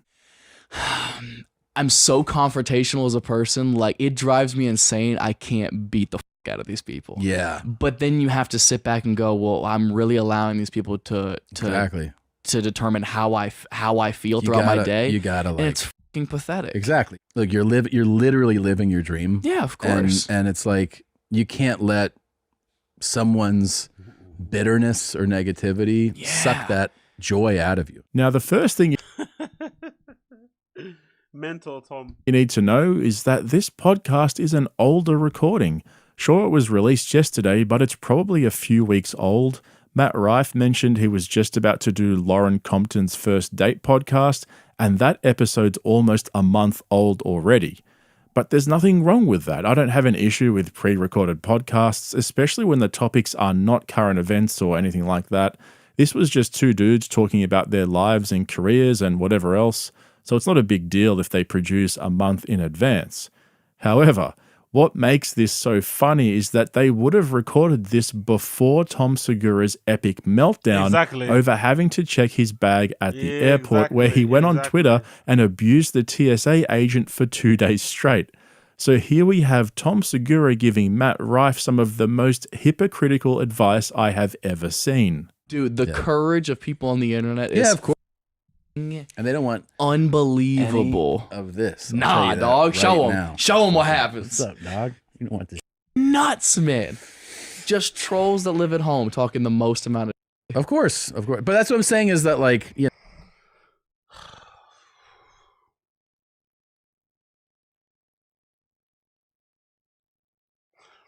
Why do you think it is that people that work that job? Why do you think it is people who have a job that relies on them creating content online are incapable of understanding there's two sides to the comment section? There's one side that's gonna suck your dick and tell you how great you are, and there's other people who take some pleasure and think it's fun in just pressing your buttons, aka trolling. Why do they get so butthurt about it? It really isn't that big of a deal. If you accept the praise and the dick sucking, you also have to accept the other side of the coin of people just thinking you're full of shit, you're terrible, calling you out about your face, telling you your nose looks awful, you're fat, you're this, you're that, your color, your race, your sexuality. It's going to happen all the time. It's the fucking internet. It's the wild, wild west. You cannot never and ever will control or win it. You just have to kind of embrace it and let bygones be bygones and keep it moving. Why are they incapable of understanding that the more you play into it and do all this stuff and make it known that it affects you, the more they're going to do it? You're not making it stop by being a badass and getting into the comments and telling people about their lives, telling them to pull up, saying you're going to fight. It's like, no one cares. The whole reason why they want you to press your buttons because they want you to get in the comments and say what you're going to say. Again, maybe I'm not at that, maybe because I'm not at that level. Maybe at their level, the sort of attention and the comments you're getting are at such a level that it sort of feels like they're real people because it's so much of it. It's like hundreds and thousands of people commenting at you, talking about your life, dissecting everything that you do. It's a bit much, maybe. But I just think if you decide to do this job where you're creating content, where you're existing in entertainment field and you're on social media, you have to accept that this is part of the game. You know, people say whatever, like all this stuff. I don't know, dude, you got like, I'm focused on all these other things. Yeah. And I go like, I really don't have time. I don't even want to like entertain it. I'm like, okay. Like, yeah. I don't know. I don't know why I can't. You will. You'll let it go because it's going to be the more you're working and the more opportunities you get and the more things you have going on, you'll realize you have less time and less interest in responding and engaging. Wow, the best part is that Tom probably had no idea that this podcast would be dropping right after his Twitter meltdown. I doubt he's that clued into the production and release schedule. Oh man, that's funny as hell. And it also reminds me of that time when Tom tried to roast a bunch of us who were sick and tired of listening to him and his comedy brain buddies constantly going on and on about their new watches and cars. For a guy who's super busy and doesn't have time to concern himself with petty negativity, he seems to spend a lot of time engaging in petty negativity. Very, very true. You just sit around and you know what? You only have what you have because of fans, so don't talk about us like that. Yeah, but you're still a loser if you're thinking like that. And so you're maybe, I'm lucky to have you as a loser fan, but you don't have to be that way. You could be a winner. You know, you just got to change the way you think. And I'll tell you what, having access to hours of unfiltered brain farts from all these Muppets on their podcasts, you start to realize really quickly just how sensitive these guys are. I mean, it's truly incredible that with all of their fame and success, they spend so much time fixated on what people think of them. And it becomes a double-edged sword. Think about Tom Cruise or The Rock or even Dave Chappelle. Those guys have had such long and successful careers because they don't care what you think. They're just out there producing movies or doing stand-up. They don't sit around lecturing us on why we should love them and why we're all wrong for criticizing them. There's a subculture of cancel culture. Like getting canceled is due to something you did or at least allegedly did, right? Right. But there's a subculture of people who, like, you didn't do anything wrong, but people just don't like you enough that they go, let's all collectively get together. If we all just talk about how much we hate this person so much, it'll spread. People not liking you is contagious, even if there's for no reason whatsoever. And that's the kind of stuff that can make its way to not just regular people who are going to come out, who were thinking about coming out to shows, and then somebody told them I was in, and they go, oh, well, then maybe I don't want to spend the money to come see him. And that can make its way into studio heads and networks. But can I tell you people something? don't like him, so I'll tell you something about that, though. You have zero control over that. Zero. You have zero control over what people say about you, especially when your profile grows and is at a large. You have zero. Here's what you do control: who you are as a person, how hard you work at your craft, how you treat people. Like those things you do control. So if everyone's like, Matt's an he's a of a person, blah, blah, blah, and you're like, you know what? I'm nice to people. I treat people with respect. Then you know that that narrative is a false narrative. And the best you can do is ignore it and keep being a good person, keep treating people well, keep putting on the best shows you can put on. And that's who you are. You're not who people say you are. You know who you are. Yeah, except for when you post it all over Twitter for the world to see. Yeah, that's awkward. Like, it's almost unbelievable that YMH would drop this podcast with Tom giving Matt advice on how to be a good guy and treat people well, literally days after Tom went off his rocket at a TSA agent over something that no one else really cared about. But yeah, I get it. Big up Podcast Cringe. Great video. The Tom thing is, it's exhausting. It is what it is.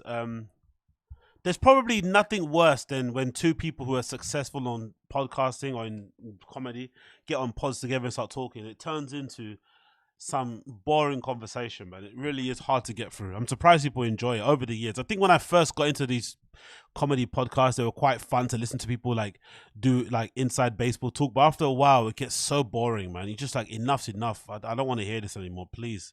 I'm tired, you know? Like, but yeah, what are you gonna do? What are you gonna do?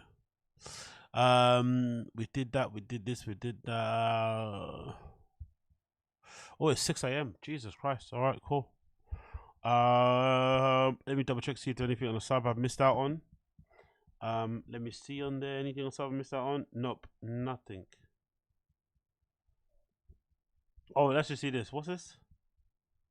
They can barely... Okay, let me just hold on 1 second. What's this? They can barely contain their excitement for the JRE fight companion. Oh, there's a fight companion this weekend. Oh, yeah, UFC in it. Shit, I forgot about that completely, to be honest. Okay, cool. Let's check this video out. Big up, Austin. Appreciate you, brother. These people forget they are entertainers. We pay them so they need to dance, sing and dance. Or tell your little jokes. Entertain me. Yeah, I don't know, man. I really want to find out why that is. Big up Austin Casey, appreciate you. I don't know, like, I really want to find out why is it, and again, maybe you guys can tell me in the stream chat, but what do you guys think? Big up Crash, appreciate you, brother. Well, go on. You see the trailer for Old Dads? Yeah, of course. Yeah, it looks fucking great. It looks fucking awesome. I'm definitely watching that. It looks really, really good. Yeah, I saw it when it originally dropped. It looks really fucking good. Big up Crash. Thank you for the reminder of that, actually. Yeah, it's really good. For those of you that listen to podcasts, do you feel like this is just a comedy podcast thing, or is it just all podcasts? Because it feels like it's mainly comedy podcast guys that once they get a successful pod going, it gets to their head, they become incredibly egotistical, and they just can't stop hearing the sound of their own voice, and it stops being a funny show. You get what I mean? Or is it only me? I feel like it's mostly comedy guys. I don't feel like it happens in other areas within the podcast scene. It feels like mostly the comedy guys are the ones who are doing a lot. I don't know, man. I don't know. I don't know why they don't. Because the whole reason why you get into comedy podcasts is because you like the fucking funnies, you know? I don't know. And then they always kind of make it awkward and start acting cringe and shit. I don't know. Let's see here. What do we have? What UFC cards do we have?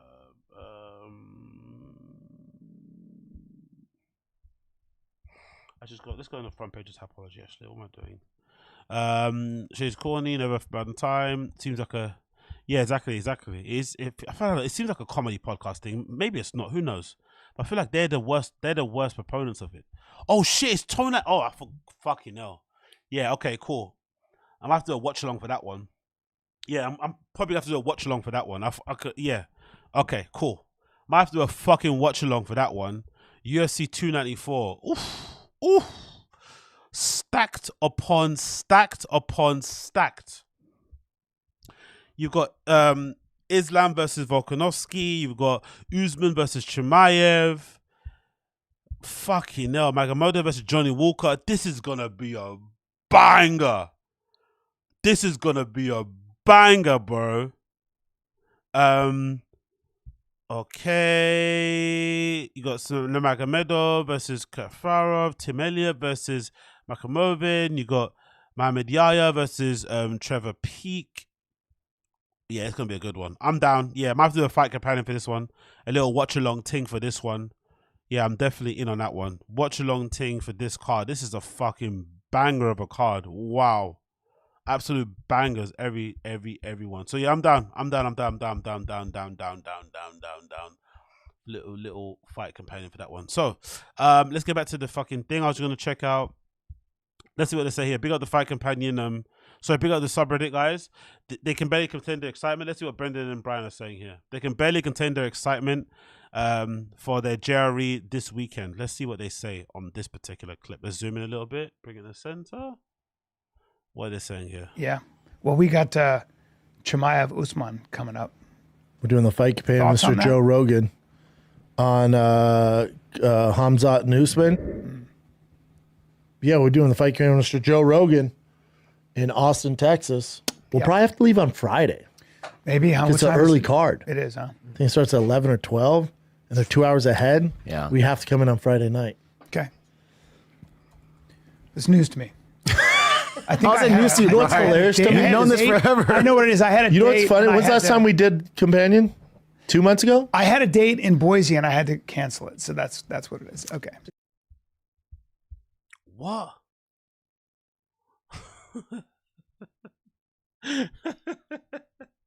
Honestly, man, these guys are like adult children, man. Brian Callen comes to the Morrison Center in October. I guess Morrison Center's in Boise. Event set for October 20. Okay, and he's cancelled it already. Oh no! Rogan wants us there by noon, so you can't. They're 2 hours ahead, so you'd have to. Even if you left that at 7 a.m. early, yeah, we got to leave Friday night. Yeah. The good thing is you could leave Saturday night. Friday. You could leave Saturday night back to LA. Saturday morning, you mean? Oh yeah, we'll come. Yeah, I will. Hey, I will. Yeah. These guys not talk anymore outside the podcast. That was such an awkward, unnecessary fucking communication there. But I do respect how Brian clearly is in it for the money. He clearly would prefer to do shows and do the shows for the money. And he actually cancelled that show because he thought he couldn't get out there. So I do kind of like that he goes, at least and does. He tries to prioritize his actual comedy shows, then going on Rogan. Whereas Brendan is the opposite. Brendan will fucking always prioritize Rogan over fucking shows all the time. Doesn't matter. He fucking loves Rogan. But yeah, this is really, really interesting, man. Really interesting.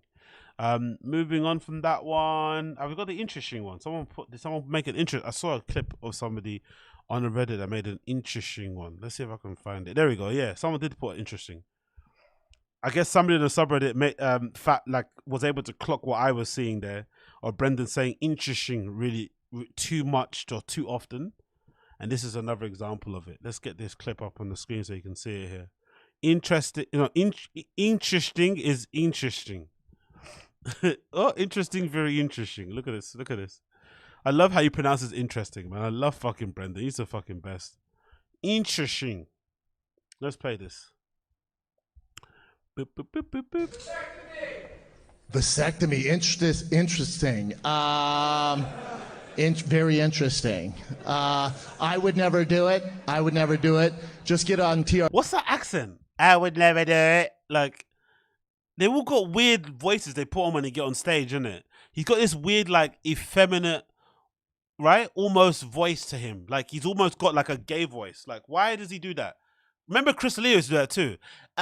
Remember Chris used to act like a child or like a valley girl when he used to get on stage. He doesn't do it anymore, but he had this weird mannerism when he got on stage. It was like a weird accent. Let's do it one more time. Vasectomy, interesting. I wouldn't do it. Very interesting. I would never do it. I would never do it. Just get on TRT. It lowers your sperm count.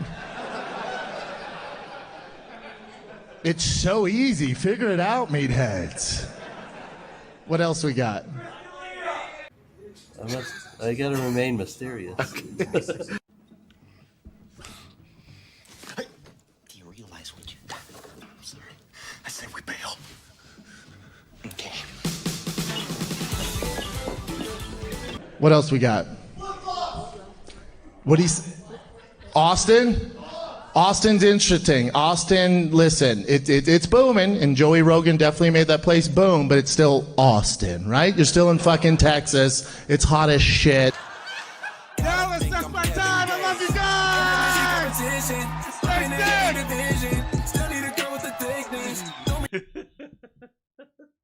His comedy is like, yeah, exactly. Quite like he thinks acting sus is comedic, but his comedy is like it's statements, isn't it? It's not even like.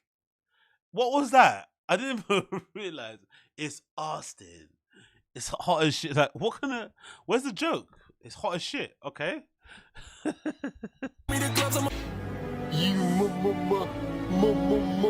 make me happy. The TFK people are fucking so mean. I swear to God, these guys are so fucking mean.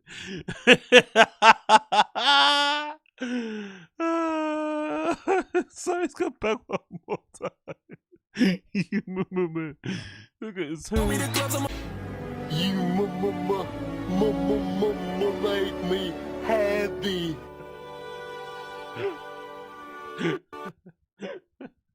These guys are too much. I swear to God. Oh, that was fucking good, man. Oh. Tropic Thunder, yeah. Legendary. That was a legendary one.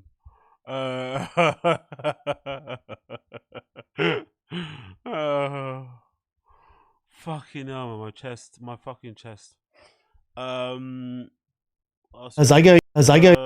Yeah, let's do this one. Having a large truck in Los Angeles. Let's see this one. What's this one saying here? Having a large truck in Los Angeles. Play this one. Get rid of the monster truck, right? Because that truck. Well, excuse me. Why anyone let me buy that? I have no idea. Where were you on that one? I don't know. I don't. It's too big. It's too big for LA. Big. Comedy store. I've learned that you have to learn the hard way. You have to go. Yeah, you have to go big and then learn the hard way. I learned everything the hard way because you're the most stubborn person. Like, there's no way anybody's telling you what to do until you go. Oh, this isn't. I'm trying to back this. Papa needs to learn. I gotta. That's like the fucking You'd Be Surprised comedy special, right? Brian Callen and Joe Rogan tell him, don't do it. You're only a year and a half in your comedy. Don't take that deal.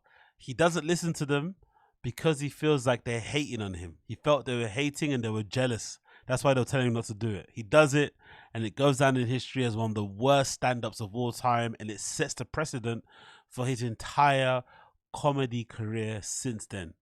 Crazy. I can't get this through Papa the needs to two. learn. Well, the comedy store went, dude, we love you, but you can't park in the lot anymore because your car takes up 3 spots. Dude, we love you. Everybody loves him. We love you. We love you. Comedy Store, big fans. And we can't get it. We can't get you out. It's just too so you big. can't go there. So I went, all right, I'll just Uber at the store now. Improv, dude. We can't valet. It takes up too much. What's that?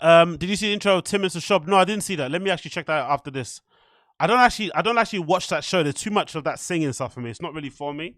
But I'll check it out after I watch this clip. Let me see that 10 minutes of Shop stuff. Much Laugh Factory, dude. We have. I'm like, all right, here. Is there any way you can't just drive the Ferrari, because when you bring the Raptor, it blocks everyone. I went, oh yeah. Well, I can't drive it anywhere because it's a monster truck in LA, Brendan. Yeah. And you're a moron, so that's not going to work. So you gotta get rid of it. Well, also you have the 2 tires in the back. Oh yeah, because I'm gonna off road. I know. The first of never. Right. So that thing, you know that thing, the guy. I was shocked. But, it's hilarious. But I don't know cars, and I know you're a nut for it, so I just have to just go. wanted the most beastie Raptor I could get. Right. So I got beastie that. Raptor. The guy who had it before me goes, yeah. So the shocks on this, man, you can go Baja if you want. You jump out rocks, and I went, yeah, no doubt. Probably the only thing this thing can go over is a speed bump on fucking Laurel Canyon. Yeah. And he goes, at really? The speed limit. And at the speed limit, you're supposed to. Yeah. And he goes, really? Good. And I see him go, that's a shame. And I was like, whatever, dude.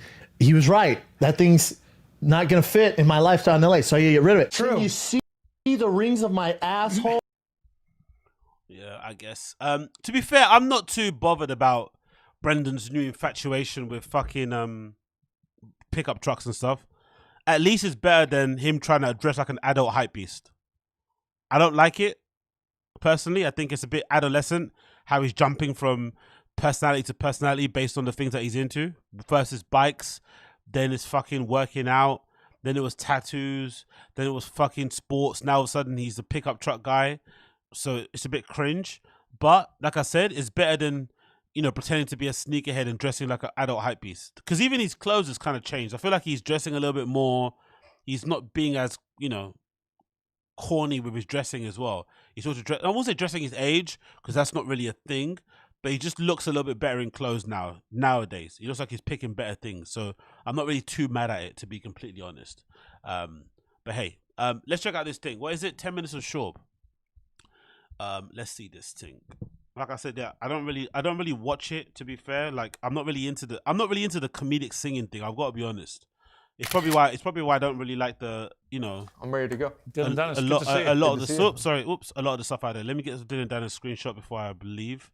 Let me just double check this. Bear with me a second here. Get a screenshot doing Danis. Cool. Let's do it. 10 minutes of Shorb. Let's see what they're saying here.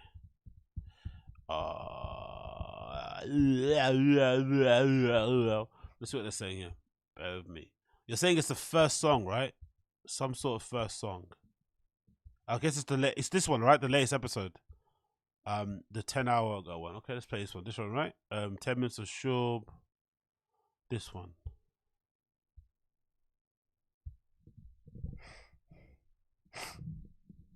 Let's see what they're saying here. Are you ready, Cooney? Homeless cats is the place to be. It's about that time. Oh! What you know about joking about gay sex, say less, blackfish, all up in my playlist. Pick any up, walk me to my truck, arms all chopped up, jig juice drinking up. Thick with it, cause chin just flipped it up. Hoes ride in my truck till I can't mod it up. I'm big rank, get this man views. I done hit everything from Showtime to YouTube. Why you hating on the balls? Hand on your balls. Hating on the schlubs, always hating on the blood. I'm the reason they make the dress code. They figure I would wild in my thick boy clothes. Dresses, I suppose, from my neck to my nose. Lips full of cone, she toast in my royals. Bombshells, collect those extra notes. This is B, get a key for the toe to hold. Continent or the state, come on, bury the hate. Numbers, the only thing we in a hurry to make. Whether friend or Rogan, intellect or band, let's begin. Bring this BS to an end, come on. Thick boy. Your podcast is so good. Your podcast is so good. You know your podcast is so good. Thick boy. Don't read the comments, but you should. You know you really, really should. You know you really, really should. Yeah. One take. Stop for my favorite time. Yeah, the chorus is pretty decent. Yeah, I like the chorus.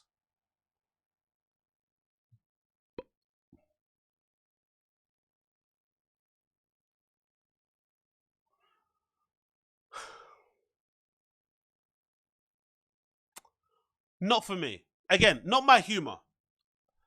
More power to these guys. They're clearly doing a good thing. People seem to enjoy their channel and what they do. I like it. More power to them. You know, it's more success, more vibes. I love it. Right? They get some good comments here on the reviews and shit. People love what they do. So more power to these guys. More power to them.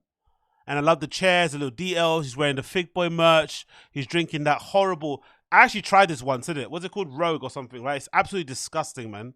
It's literally disgusting. But I'm not really an energy drink person, but it's absolutely terrible. But more power to them. But it's just not my type of comedy. I just don't like this. I don't know. I'm not really into parody songs, you know? You know? That's it.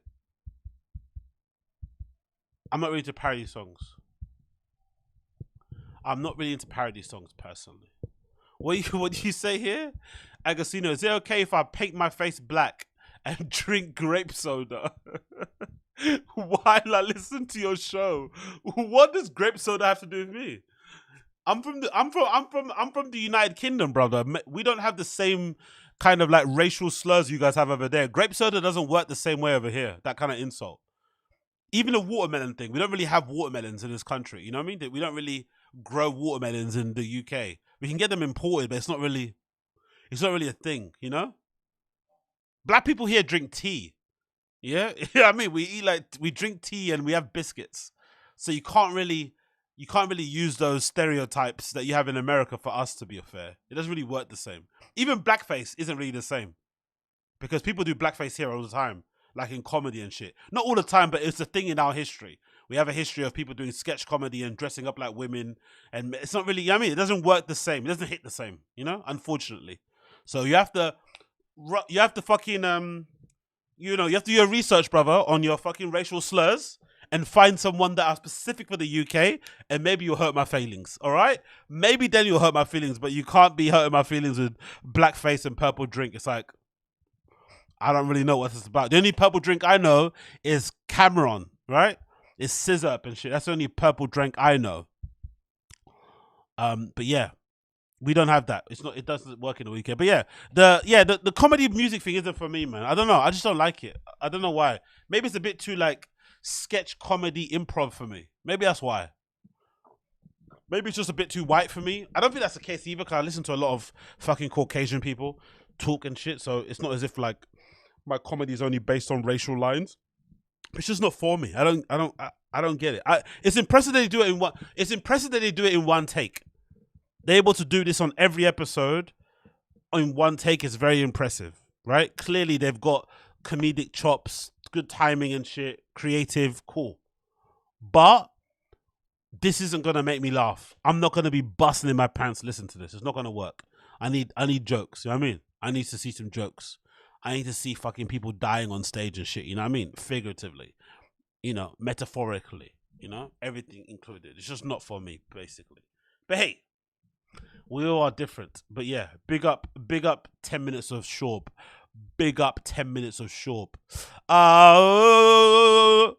So, did that. It's now 6:30. I need to go to the gym. So thank you for those of you who have tuned into the show. I'm going to stop now. I probably might do another half of it and go over some other stuff when I come back. So if you're around, tune in then. Or actually, no, I've got the podcast coming out. Actually, yeah, so we'll see. I might be back later. I might not be. But for now, I have to leave it there, my friends. I have to head off to the gym and stuff and obviously come back and do my work that needs to be done. So thank you for those of you who tuned in and hanged in with me. It's been a pleasure, never a chore. If you've enjoyed the stream, please like it before you leave. Please like it before you leave. Please like the stream before you leave. And you know what? As we leave, why don't we do an outro? Why don't we have an outro of the one and only Donell Jones singing us out here, right? Is it not Donell Jones? Yeah, it's Donell Jones who's got this song, yeah? Right, yeah. Oh, it's a Stevie Wonder cover. I thought it was Donell Jones. Okay, cool. So let's end the show with some Donell Jones, okay? Let's end the show with some Donell Jones and let's go from the one and only Stevie Wonder, also known as... Come on, load the fucking video so I can make the fucking point here. Stevie Wonder, also known as... Can we load, please, video? Stevie Wonder, also known as Chin. See you later, people. Let Chin sing you to bed.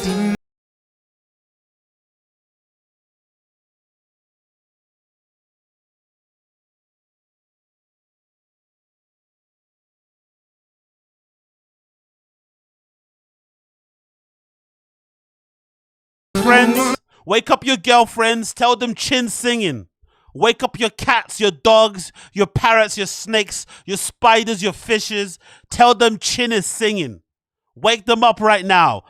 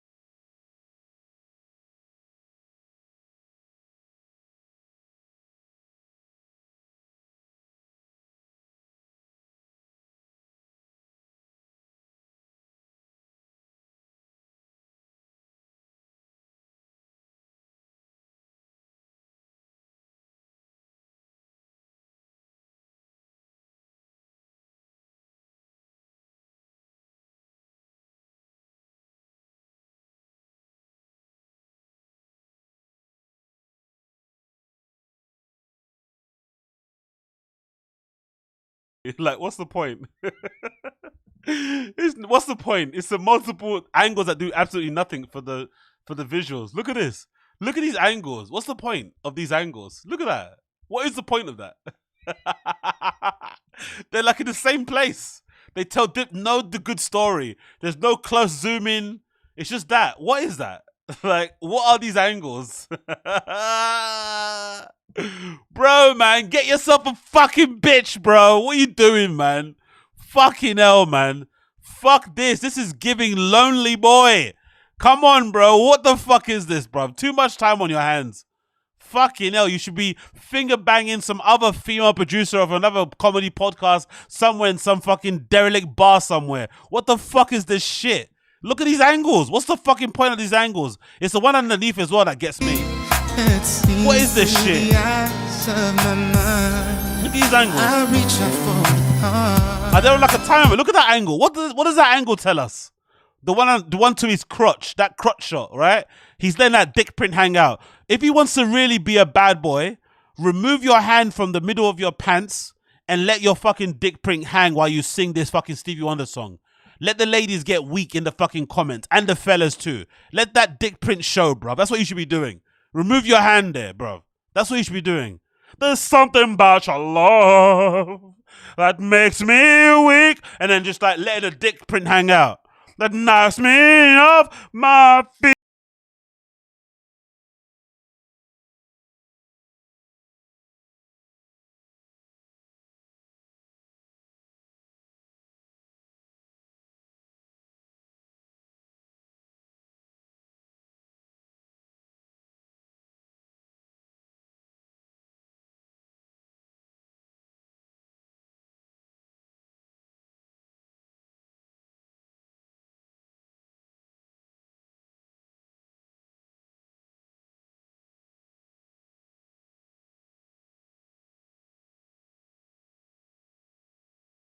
What is that? Yeah. Look at Chin. Chin with the runs. Wow, go on, Chin. Get them with the runs. Look at that little head movement. Get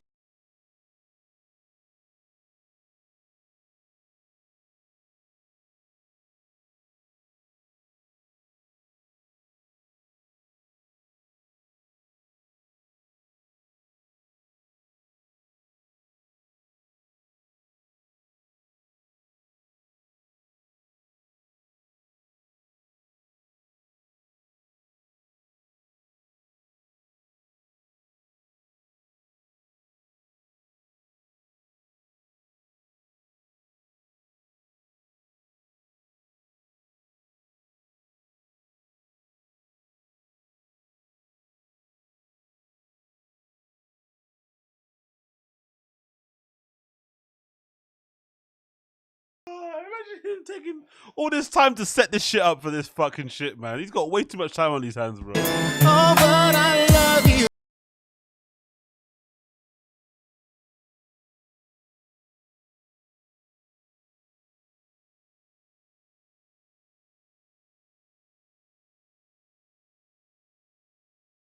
I don't wanna One. Look at that outro. Oh, but I love you, I love you, I love you. And it just keeps repeating, so I'm gonna stop it right here. I hope you guys enjoyed the song. No, we didn't, bro. Please give up. Anyways, we're off. We're done. Thank you for joining me on the Random Show, episode number 159. If you haven't already, make sure you like the stream down below. There's links to the audio podcast available in the description. Click the link, subscribe if you want to. Taz show coming up in a few hours. Thank you for tuning in. It's been a fucking pleasure. Love and light to everybody in the stream chat. Thank you for joining me, and I'll see you guys again very, very soon. Peace out. Be safe. Do not be a stranger, and we'll communicate again very, very soon.